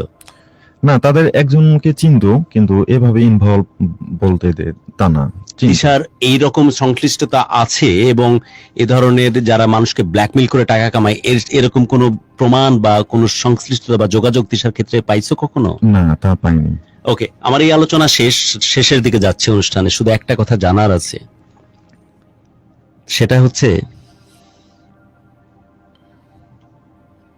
তোমার বাচ্চার বয়স কত এখন? প্রায় 5 বছর। ছেলে না মেয়ে? ছেলে। কি নাম? আবরার শাওলিয়ার। আবরার। আমার ছেলের নাম আয়মান, 3 বছরের কম বেশি। তুমি কারো হতে পারোনি? This so unfortunate. তুমি কারো হতে পারোনি। ঠিক। তোমার আনস্টেবিলিটি সবকিছুকে ধ্বংস করে দিয়েছে হাবিব। তুমি কারো হতে পারোনি। ইমোশন, ভালোবাসা এক জায়গায়, রেসপন্সিবিলিটি তো একটা ব্যাপার।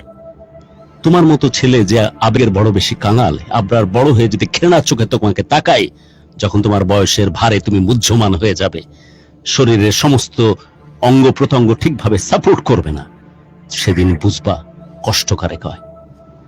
তোমার মতো বাপ ছেলের চোখে ঘৃণা কোনোদিন মেনে নিতে পারবে বলে আমার মনে হয় না। যে সবসময় চেষ্টা করেছে বহু মানুষের ভালোবাসার কারণ হওয়ার, যে ছেলে চেষ্টা করেছে আমাকে শ্রদ্ধার চোখে, ভালোবাসার চোখে মানুষ দেখুক, আপন ঔরসে জন্ম নেওয়া, তার রক্ত যখন বিট্রে করবে, ঘৃণার চোখে তখন তাকাবে, তোমার ভালো লাগার কোনো কারণ থাকবে না। না তুমি আবরারকে ভালো রাখতে পারছো, না আবরারের মাকে ভালো রাখছো, নাকি ওদেরকে ডিপ্রাইভ করে যে মেয়েটিকে সম্পর্কে তুমি জড়িয়ে, তুমি তোমার চাইতে বেটার মেয়ে ডিজার্ভ করেছো ওই সময়, এটাই তো মানো। তুমি যদি মেয়েটির হাত না ধরতে, এই তিশা মেয়েটির অনেক বেটার জায়গাতে সে পাত্রস্থ হতে পারতো, এটা তো বুঝো।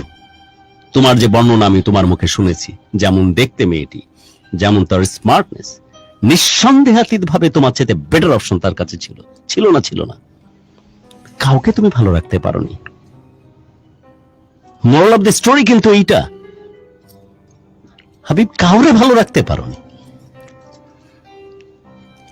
প্রথম যে সম্পর্কের মধ্যে ছিলা সেই সম্পর্কটাই যদি রিলিজিয়াসলি তুমি মেনটেন করতে, হোয়াটএভার, চাচিকে অনেক শ্রদ্ধা করে বিয়ে করেছো আর যাই করেছো না কেন, তোমার নসিব মেনে নিয়ে যদি সেই সম্পর্কের মধ্যে থাকতা, তাও হয়তো সেই মেয়ে এবং স্পেশালি তোমার বাচ্চার বাবা হিসাবে দারুণ একটা সম্পর্কের দিকে তুমি ধাবিত হতে পারতা। না তুমি আবরারের মাকে সম্মানিত করতে পেরেছো, না সন্তান হিসাবে আবরারের সত্যিকারের যে দায়িত্ব সেটা পালন করতে পেরেছো, না ওখান থেকে ফিরে এসে এই যে মেয়েটি আমার সাথে ফোনে এখন, তিশা নামের এই মেয়েটিরও জীবনটাকে ধ্বংস করে দিয়েছে। কারো হতে পারোনি। এখন বুঝবা না, আমার ধারণা এখন থেকে আরো 5-7 বছর পরে তোমার এই ভাবনাগুলোকে তোমাকে এলোমেলো করে দিবে। দোষ জারি হোক না কেন, তোমার পূর্বতন স্ত্রীর দোষ হোক, আবরার তো দোষের কথা বললে তো তোমাকে এনে মার্ডার করবো আমি। 5 বছরের বাচ্চার আর কি দোষ থাকতে পারে? তোমার ওরসে জন্ম না কি দোষের নাকি? অথবা তিশার তরফ থেকে কোনো দোষ হোক। মোরাল অফ দ্য স্টোরি তো তাই না যে 3টা মানুষের কাউকে তুমি ভালো রাখতে পারোনি।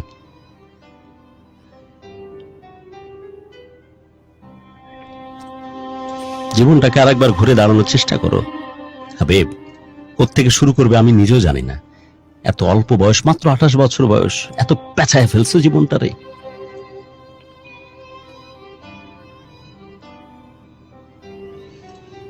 বিজনেস কি ভালো বুঝো? ছোটবেলা থেকে আমি যেমন বিজনেস করতে ভয় পাই, বুঝো তো, না হলে তো তুমি ওই যে শপিং মলের কথা বলে নিকে সেখানে তো ভালোভাবে বিজনেস করতে পারতে না। Still there is a chance dear. এখনো চাইলে ঘুরে দাঁড়াতে পারো। ব্যবসাটা শুধু ভালোভাবে করো, টাকার ফ্লোটা যেন প্রপারলি আসে। যদি এই মেয়েটি এখনো তোমাকে পর করে দেয়নি, যতটুকু আমি কণ্ঠস্বর শুনে বুঝছি, যদি এই মেয়েটিকে নিয়েই তুমি জীবনের বাকি দিনগুলো পথ চলতে শুরু করো, এর জন্য খুব জরুরি ভরসা জায়গাটা দেয়া। সঙ্গত কারণে এই মেয়ে তোমাকে ভরসা পায়নি। তুমি এমন সুদর্শন কেউ না, কিন্তু আসলে পাম মারার জন্য বহু কথা বলে মেয়ে তেশা, আমি অসুন্দর, আমার চাইতে তুমি অসুন্দর, কিন্তু তারপর ওই মেয়েটি সুন্দর পোশাক পরে তোমাকে যাইতে দিত না। এটাকে পজিটিভনেস বলে, যে আমার জান, আমার কলিজা, আমার হাবিব শুধু আমার, এখানে যেন আর কেউ না পেয়ে বসে। আর তোমার যে ফিতরত আড়ালে আবডালে টের পেত ওই মেয়েটি। জানো মেয়েদের মধ্যে যে অবজারভেশন পাওয়ার আল্লাহ রাব্বুল আলামিন বাচ্চা কাল থেকে বেশি দিয়ে দেয়, এটা জানা আছে তোমার? এজন্য টের পাইতো যে বেটা আবার এদিক ওদিক মুখ দিতে পারে, এই কারণে ভয় পাইতো। বুঝছো না? বুঝনি? তুমি সুন্দর, খুব হ্যান্ডসাম, লোকে এসে পড়ে মরবে তার জন্য না, কিন্তু ও টের পাইছিল যে আবার এদিক ওদিক মুখ দিতে পারে, এই ভয় থাকতো। ভয়টা কাটাতে পারোনি। তুমি তোমার ভাবির কাছে যাও। আমি আমার বইয়ের কথা বলতেছি, 16-17 বছর আমি মিডিয়াতে আছি, সিঙ্গেল কন্ট্রোভার্সি আমাকে নিয়ে নাই। মাঝরাত হলে আমি বাড়ি ফিরে যাই শুধু একটা কারণে, মিডিয়াতে কাজ করি, কোনো না কোনো ভাবে যদি একটা ইঙ্গিত পাই তখন ছেলের মুখে পেঁয়াজের গন্ধ, বাকিটা তখন একা একা ভেবে নেবে মিডিয়ার পরিস্থিতি তো এত খারাপ। তার জন্য আমি চেষ্টা করি ওর মধ্যে যেন কোনো রকমের কমপ্লেক্সিটি না তৈরি হয়। তার মানে আমি নিজেকে খুব পীর বা বলতেছি না, খুব যত্ন করে নিজেকে আড়াল করে রেখেছি, আমার খারাপ কাজগুলো না জানতে পারে, তাই তো পরিচয় করি, বাট নিজেকে লুকিয়ে রাখি যত্ন করে।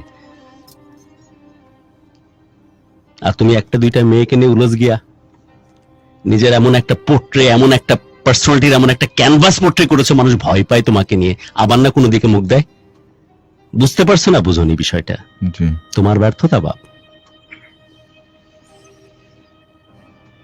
ঘুরে দাঁড়ানোর একটাই সুযোগ আছে বলে আমার মনে হয়, সেটা হচ্ছে তোমার বয়স 28 না, খুব কম সময়। নতুন করে শুধু ব্যবসায় মন দাও, টাকার ফ্লোটা আসতে থাকুক, আর মনটাকে শক্ত করো। আসলে কাকে নিয়ে চলতে চাও তুমি? আবরারকে তো পর করা উচিত হবে না, কোনোদিন পর করতে পারবে না। আমার মনে হয় তিশাও চায় না যে আবরারকে পর করুক কখনো। হাবিব, তিশা তুমি কি চাও সেটা? অবশ্যই না। তো আমি চাই লিপার ফ্যামিলি যে বোন নিতে চাই, তার যেহেতু একটা দ্বিতীয় আছে, সেটাকে তার হিসাবে করি, এটা আমি চাই। কি চাও আরেকবার বলো পরিষ্কার। তুমি কি বুঝতে পারছো হাবিব? আমাকে বলো কি বলছো। ও বলতে চাচ্ছে, মানে আমি যেটা বলি আপনাকে শুনেন, ও মানে আপনাকে, মানে এখানে ও মানে ও কথা হচ্ছে যে মানে সবার সামনে সে বলতে পারতেছে না, সে বলতে চাচ্ছে যে ও আমার সঙ্গে থাকবে না, সে আমাকে ও কাছ থেকে দূরে গিয়ে আমার যেহেতু বাবু আছে, আগের যে ডিভোর্স যাকে দিছি আমার যে এক্স স্ত্রী আর কি, তার সঙ্গে লাইফ লিড করতে বলতেছে, এটাই সে বোঝাচ্ছে। মানে চাই কি তিশা? আমি তার কথাটা শুনতে পাই।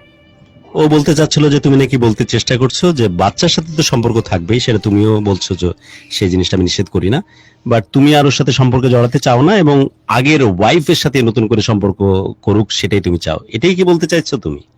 জি জি।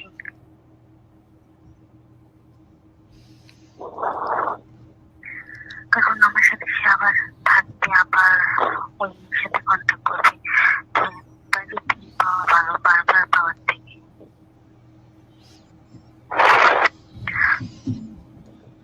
আর হ্যাঁ, একটা সময় ছিল আমাদেরকে অনেক বেশি লাভ করতাম, অনেক বেশি। আমি জানি যে তুমি ওর কাছে আসবে না, আমি বলছিও না তুমি ওর কাছে আসো, বাট এই সময়টা কিন্তু পার হয়নি। না, তার জন্য আমি আমার ফ্যামিলিকে ছেড়ে দিয়েছিলাম, ফ্যামিলির কথা না শুনে তার কাছে গিয়েছিলাম। এবং আমি হলপ করে বলতে পারি তিশা, সেই সময়টা এখনো পার হয়নি। এখনো ওর নাম উচ্চারণ করার সময়, এখনো ওর বিষয়ে কথা বলার সময় আবেগে তোমার শরীর কাঁপতেছে। এই ভালোবাসা মহব্বতে এতটুকু ছেদ পড়েনি। আমি স্পষ্টতই লৌগুরু এতেশামি স্টুডিও থেকে স্পষ্টতই তোমাকে দেখতে পাচ্ছি। যদিও আমি জানি তুলনামূলকভাবে ঠান্ডা একটু বেশি রংপুরে, কিন্তু এটা ঠান্ডার কাঁপুনি না, এটা ভালোবাসার কাঁপুনি, যে আবেগ এই এটা- চারটি প্রশ্নে তোমার ছিল। একটা কথা বলতাম গুরু, আমি কি ভুল বলতেছি তিশা? চেষ্টা করছো একদিন হয়তো ভুলে যেতে পারবা, বাট স্টিল এই ছেলেটির প্রশ্নে যে তোমার টান এবং মহব্বত ছিল সেটা এতটুকু যারা পরিমাণ কমেনি। ঠিক না বে ঠিক? ঠিক নাকি বে ঠিক? শুনতে পাচ্ছ তিশা? হ্যালো,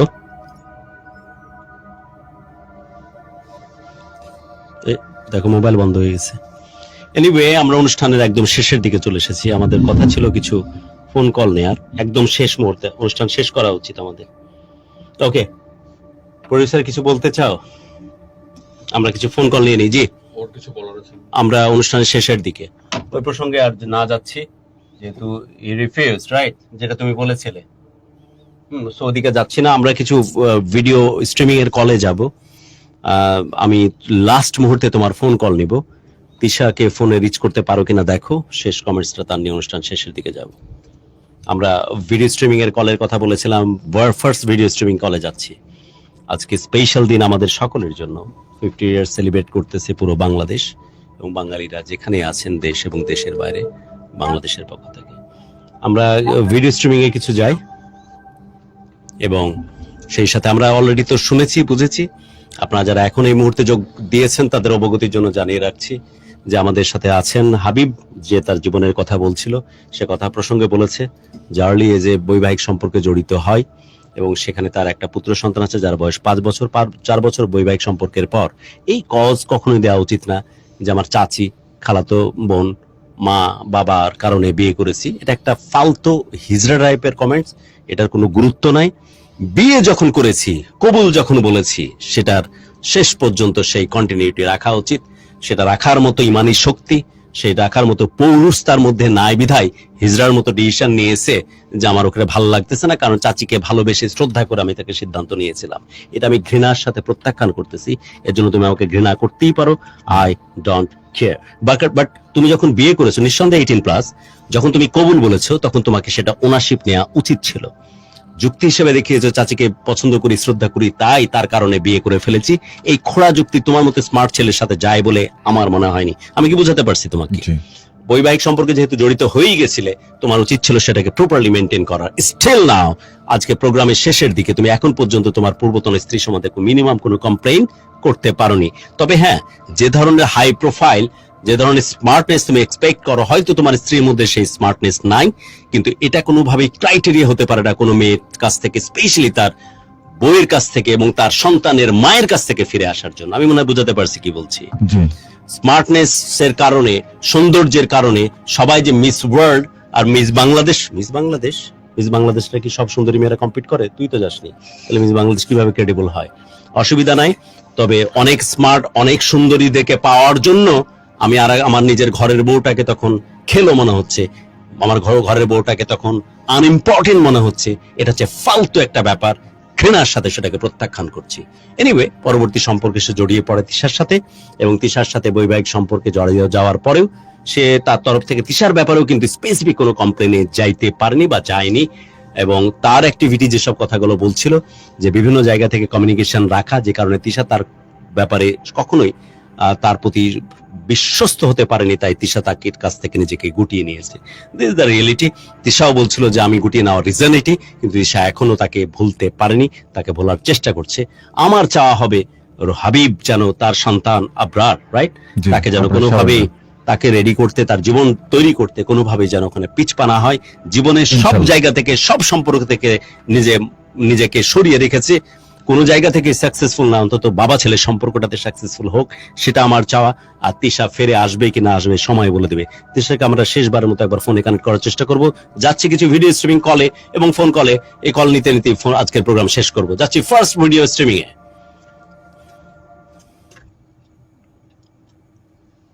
জি, আসসালামু আলাইকুম। ওয়ালাইকুম আসসালাম। আসসালামু আলাইকুম। জি, ওয়ালাইকুম। ওয়ালাইকুম জি, কে আসসালাম। বলছেন? জি, কে বলবো বলছেন, আমি কোথা থেকে বলছেন? আমি শামসুজ্জামান বলছিলাম রংপুর থেকে। শামসুজ্জামান, প্লিজ, অনেক ভালোবাসার সাথে স্বাগত জানাচ্ছি। আপনাদের এলাকার ছেলে আমাদের সাথে আজকে গেস্ট হিসেবে উপস্থিত হাবিব। জি বলুন শামসুজ্জামান। হ্যাঁ গুরু, আমি যেটা শুনলাম আমার বাসা থেকে কাছেই, মিনিমাম 2 কিলো হবে। তাই? হ্যাঁ, আমি এখন ঢাকায় আছি, ঢাকা যাত্রাবাড়ি, এখানে জব করি। তো আমার বিষয়টা আর কি জানতে পারলাম, ওই আপনার অনুষ্ঠান আমি নিয়মিত দেখি। তো ওই ভাইয়ের গল্পটা শুনে অবশ্য খুবই খারাপ লাগলো, যে আসলে এটা মর্মান্তিক গল্প।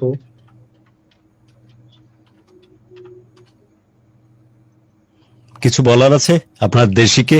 যদি আপনার পক্ষ থেকে কোনো সলিউশন কিছু বলার থাকে। আমি জানি, আমি নিজে উত্তরবঙ্গের ছেলে, রংপুরের ছেলেদের মেয়েদের পরস্পরের প্রতি অসম্ভব কানেক্টিভিটি। আমি মনে হয় সেই মহব্বত থেকে আপনি ফোন দিয়েছেন। যদি হাবিবকে কিছু হ্যাঁ, বলার হ্যাঁ, থাকে গুরু, শামসুজ্জামান। অবশ্যই। হ্যাঁ গুরু, অবশ্যই আমার কিছু বলার আছে গুরু। যে ভাই যে গল্পটা বললো, আসলে আমি বলবো যে ভাইয়ের কিছু ভুলের কারণে এ পরিণতি হয়েছে। এট ফার্স্ট ভাইয়ের উচিত ছিল যে যে কোনো এক জায়গায় থাকা। তো এখন হয়তোবা কোনো, ভাই তো আর পুরো কথাটাই ডিটেলস বলেনি, হয়তো এর মাঝে কোনো গ্যাপ অবশ্যই আছে। তো আমি ভাইকে বলবো, যেহেতু ওই তিশা আপু সে ডিরেক্ট বলে দিল আসবে না, তো এখন আমার একটা রিকোয়েস্ট থাকবে যে যেহেতু ব্যাপারটা ঘটে গেছে, একটা অ্যাক্সিডেন্ট হয়ে গেছে, তো আমি মনে করি গুরু আপনার পক্ষ থেকে তিশা আপুকে আরেকবার রিকোয়েস্ট করে যদি বিষয়টা কোনো কিছু একটা সমাধানে করা যেত। তো শামসুজ্জামান, এখন ভাই, জি জি বলুন, গুরু, জি। শেষ করুন, আপনি আগে শেষ করুন। আচ্ছা আচ্ছা, হ্যাঁ, আমার যেটা হচ্ছে যে একটা তো ঘটনায় ঘটে গেছে, তো এখন ঘটনা যেহেতু ঘটে গেছে একটা সমাধান বের করতে হবে। তো ভাইয়ের যেহেতু প্রবলেমটা হয়ে গেছে, তো আমি মনে করি যে যেহেতু বাচ্চা একটা আছে, আবার আগের বাচ্চা আছে, তো এখন ওখানেও তো একটা ঝামেলা। আর তিশাপুর সাথে যেহেতু অলরেডি বিয়ে হয়েছে, আবার ডিভোর্স হয়েছে, তো আমি মনে করি যে কোনো একটা সমাধানে মানে আসলে ভালো হবে আর কি। ওকে, আমার শুধু একটা কথা বলার আছে শামসুজ্জামান, আপনি যেটা বলেছেন আমিও একমত। আসলেই তাই, ভেতরে গল্পের মধ্যে গল্প আছে।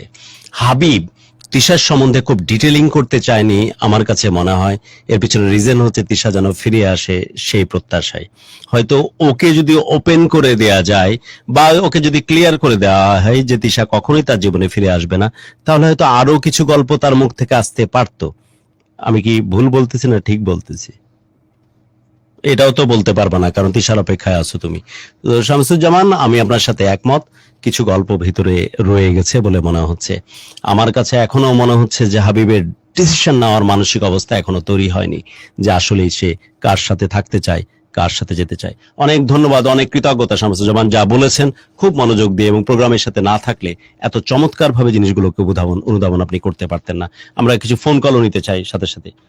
আপনারা ফোন করছেন অথবা আমাদের সাথে স্ট্রিমিং এ যোগাযোগের জন্য কমিউনিকেট করতেছেন 01841904904 এই নাম্বারে। কিছু কমেন্টস নিয়ে নিচ্ছি প্রিয়াঙ্কার কাছ থেকে।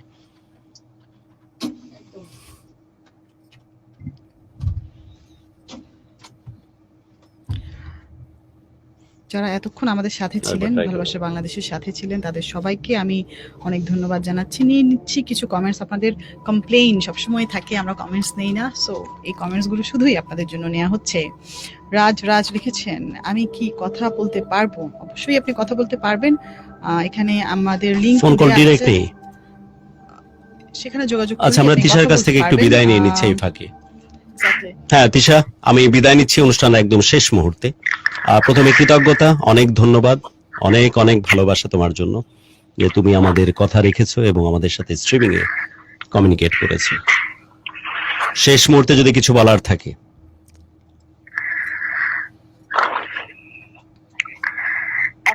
বলতে চাই তিশা তিশা তিশা তিশা তার আগে আরেকটা আমি কোয়েশ্চেন করি তোমাকে।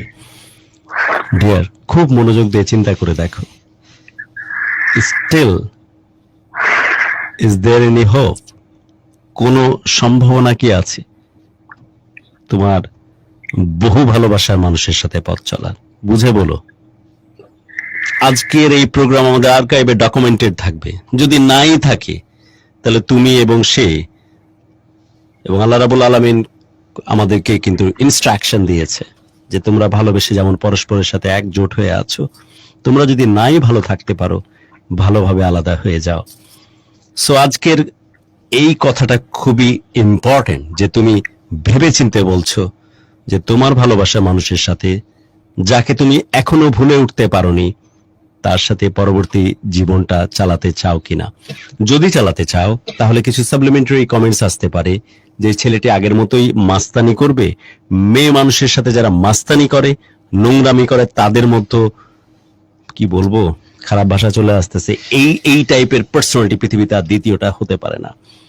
পৌরুষ দেখানোর জন্য মেয়েদের সাথে এই ধরনের মাস্তানি করার কোনো সুযোগ না। যেমনটা তুমি বলেছো যে গায়ে হাত তুলে তোমার কান দিয়ে রক্ত পর্যন্ত পড়েছে, স্পেশালি তোমার চাচা বাবা সমতুল্য তার গায়ে সে হাত দিয়েছে। কায়মনো বাক্যে যদি সবকিছুর জন্য সে ক্ষমা চায় এবং সে যদি সত্যিকার অর্থে কমিটেড হয় যে ঘটনার পুনরাবৃত্তি ঘটবে না, এবং তুমি কনভিন্স যদি হও, এই ছেলের সাথে নতুন করে পথ চলার কোনো আদতে সম্ভাবনা আছে কি? বুঝে বলো। যদি না থাকে, ও এবং তোমরা তোমাদের মতো বাকি জীবন রেডি করে ফেলো, বাকি জীবনের পথে হাঁটো। আর যদি সম্ভাবনা থাকে, তোমরা তোমাদের কাছে তোমাদের মতো করে ভালোবেসে কাছে আসো। তিশা,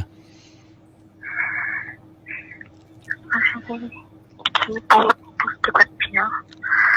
এখনো বুঝতে পারছো না, তাই তো? তাহলে বলার দরকার নাই ডিয়ার, দরকার নাই, প্লিজ বলা দরকার নাই। এখনো তুমি সিদ্ধান্ত নিতে পারছো না, তাই তো? এইটা অন্তত গুরুত্বপূর্ণ একটা কথা তুমি আমাকে বললে। ডিয়ার, আমি সত্যি তোমাকে অনেক ভালোবাসি যে তুমি আমাকে গুরুত্ব দিয়েছো। তুমি ধাম করে কিছু বলে দাওনি, যে কথাটা একবার না 1000 বার এই ছেলেটিকে বলেছো যে তোমার সাথে আমার জীবন আর চলবে না, তুমি আগের বউয়ের কাছে ফিরে যাও। রাইট হাবিব? না, এটা আমাকে বলিনি কখনো। ও আজকে শুনেছো? আজকে বলবো। কিন্তু তোমার সাথে যে সম্পর্ক থাকবে না সেটা ক্লিয়ার করেছে তো? গুরু, এখানে একটা কথা বলি, আমি একটু শুন। তোমাকে ক্লিয়ার করেছিল এর আগে যে তোমার সাথে সম্পর্ক থাকবে না? কথা বলি, মানে ও যে কথাগুলো আমার ফোনে বলতেছে, মানে আমার কনফিডেন্স আর কি। আমি যদি ওর সামনে যাই, এখনো ও আমার দিকে মানে যদি একবার তাকায় তো মানে কোনো কথা বলবে না, আমি যদি ইশারা দিই আমার সঙ্গে চলে আসবে। ট্রু এটা? 100%।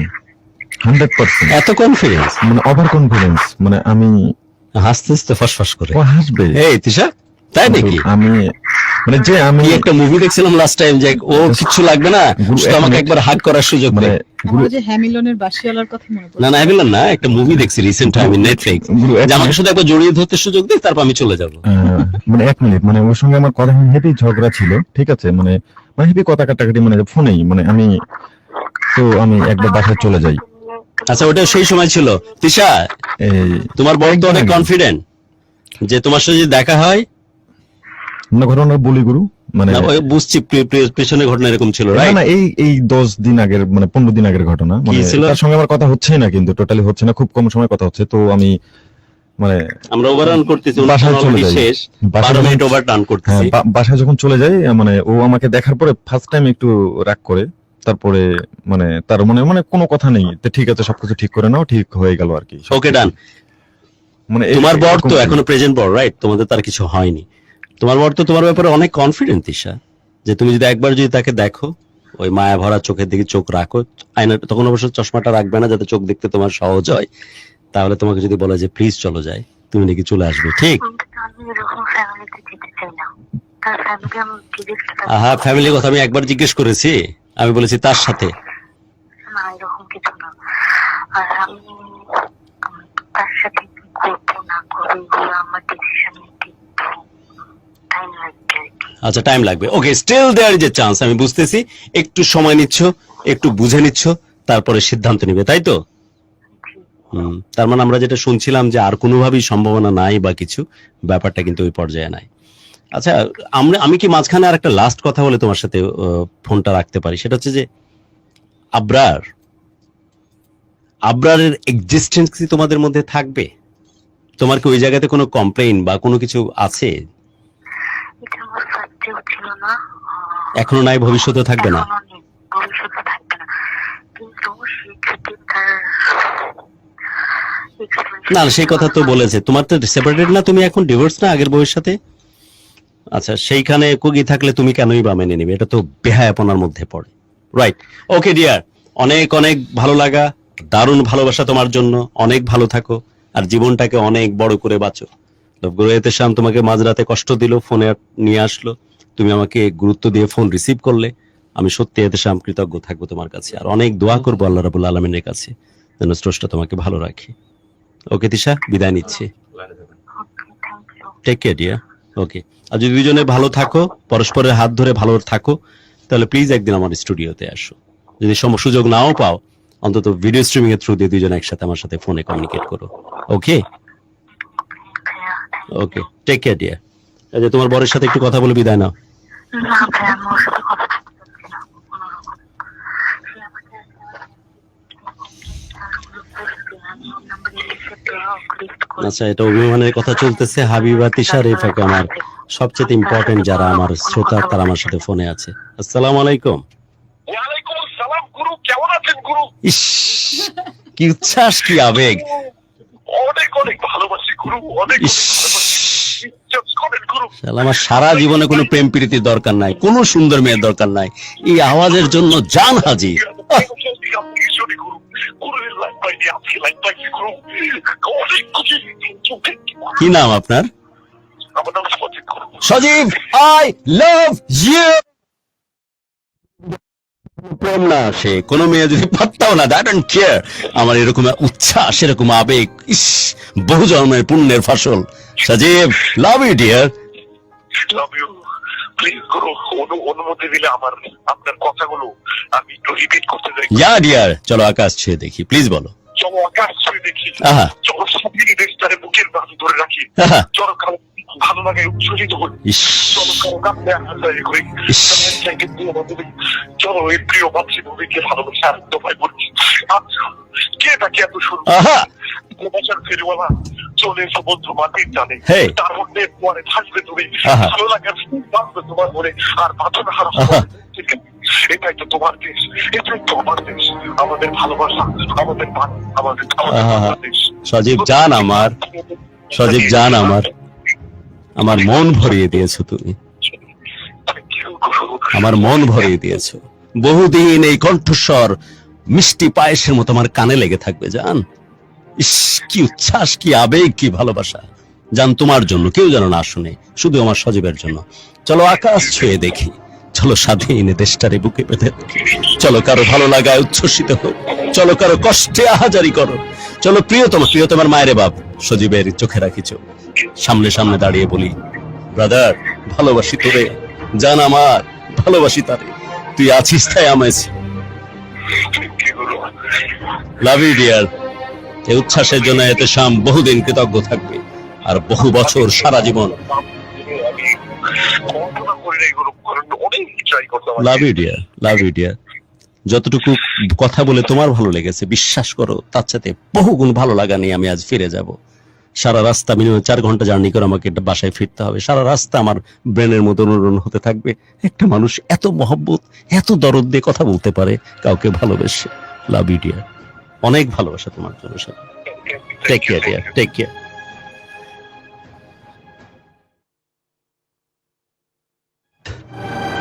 একটা ভিডিও কল নিয়ে একটা স্ট্রিমিং নিয়ে শেষ করি, একজন আছে। ওকে, লাস্ট স্ট্রিমিং। ইস কি কণ্ঠস্বর। হ্যালো, আসসালামু আলাইকুম। জি, কে বলছেন? ওয়ালাইকুম আসসালাম ওয়া রাহমাতুল্লাহ। কে? গুরু কেমন আছেন? আছি ভালো। কে বলছেন? সুমন। গুরু সুমন। সুমন বলছিলাম, ইতালি রোম থেকে।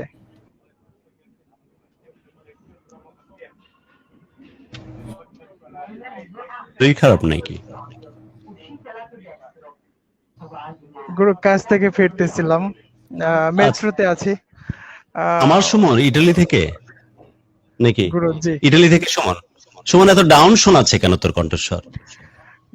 গুরু আমি হচ্ছে মেট্রোতে আছি, অনেক নিচে। আজকে শুধু একটু কথা বলার জন্য 16ই ডিসেম্বর এবং না, অনেক তুমি একটু দেখা নাকি ওখানে মাস্ক খোলা যায় না ট্রেনে? না গুরু জি, মাস্ক খোলা নিষেধ আছে।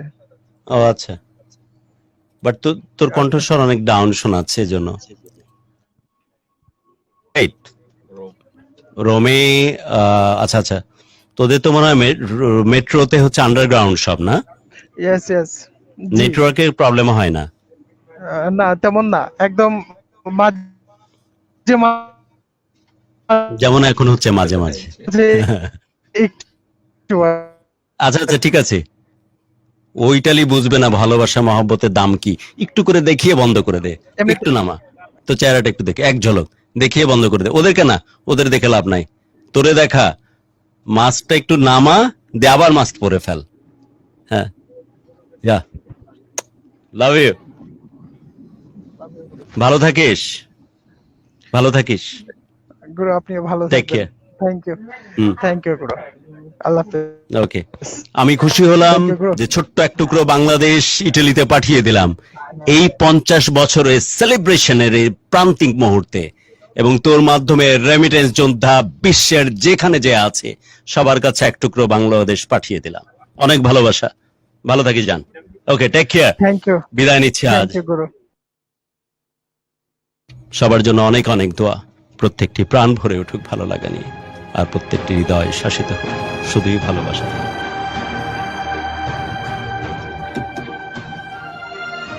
আপনারা শুনছেন ভালোবাসার বাংলাদেশ, ঢাকা এফএম 90.4, এক নেশন এক স্টেশন। আমরা ভালোবাসার বাংলাদেশ অনুষ্ঠানটির একেবারেই শেষ পর্যায়ে চলে এসেছি। চলে যাওয়ার আগে কিছু কমেন্টস নিয়ে যেতে চাই। যে এসএল জুবাই লিখেছেন, আসসালামু আলাইকুম আপু, গুরু রাজশাহী থেকে শুনছি। যারা এতক্ষণ দেশ এবং দেশের বাইরে থেকে আমাদেরকে শুনছিলেন, আমাদের সাথে ছিলেন, আপনাদের ভালোবাসায় আমরা মুগ্ধ। বিজয় দিবসের এই দিনে আপনাদের সবাইকে আবার বিজয়ের শুভেচ্ছা জানাচ্ছি এবং শেষ করছি ভালোবাসার বাংলাদেশের আজকের পর্ব।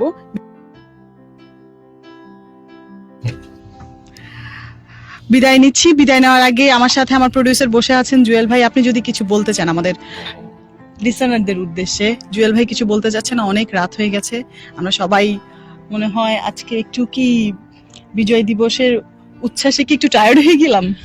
না, আমরা এখন বের হবো গাড়িতে, রাজধানী সেজেছে বর্ণিল সাজে। আমরা একদম আলোকসজ্জা দেখবো, সেলফি তুলবো, ছবি তুলবো, অনেক মজা করবো। একদম সেই ছবিগুলোকে আমাদের ঢাকা এফএম এর পেজে পোস্ট হবে। আমি দেখিনি কেমন তুলতে পারি। একদম, আমি আপনাদের সবাইকে বলবো বিজয় দিবসের এই মাসটিকে আপনারা এনজয় করুন সবাই, এবং সবার মনের ভিতরের যেই বিজয়ের আবেগ আছে সেটাকে আরো, সেই আবেগে নিজেকে আরো ভাসিয়ে দিন। আমি তাবাসসুম প্রিয়াঙ্কা বিদায় নিচ্ছি ভালোবাসা বাংলাদেশ ঢাকা এফএম 90.4 এর আজকের স্টুডিও থেকে, আজকের এপিসোড থেকে। আগামী পর্বে আপনাদের সঙ্গে আমার আবারও দেখা হবে, এবং আমার সঙ্গে থাকবেন বরাবরের মতোই একজন অতিথি, এবং গুরু তো অবশ্যই থাকবেন। তাহলে বেশি বেশি করে শুনতে থাকুন ঢাকা এফএম 90.4 ভালোবাসার বাংলাদেশ। বিদায় নিচ্ছি, আল্লাহ হাফেজ। ভালোবাসার বাংলাদেশ।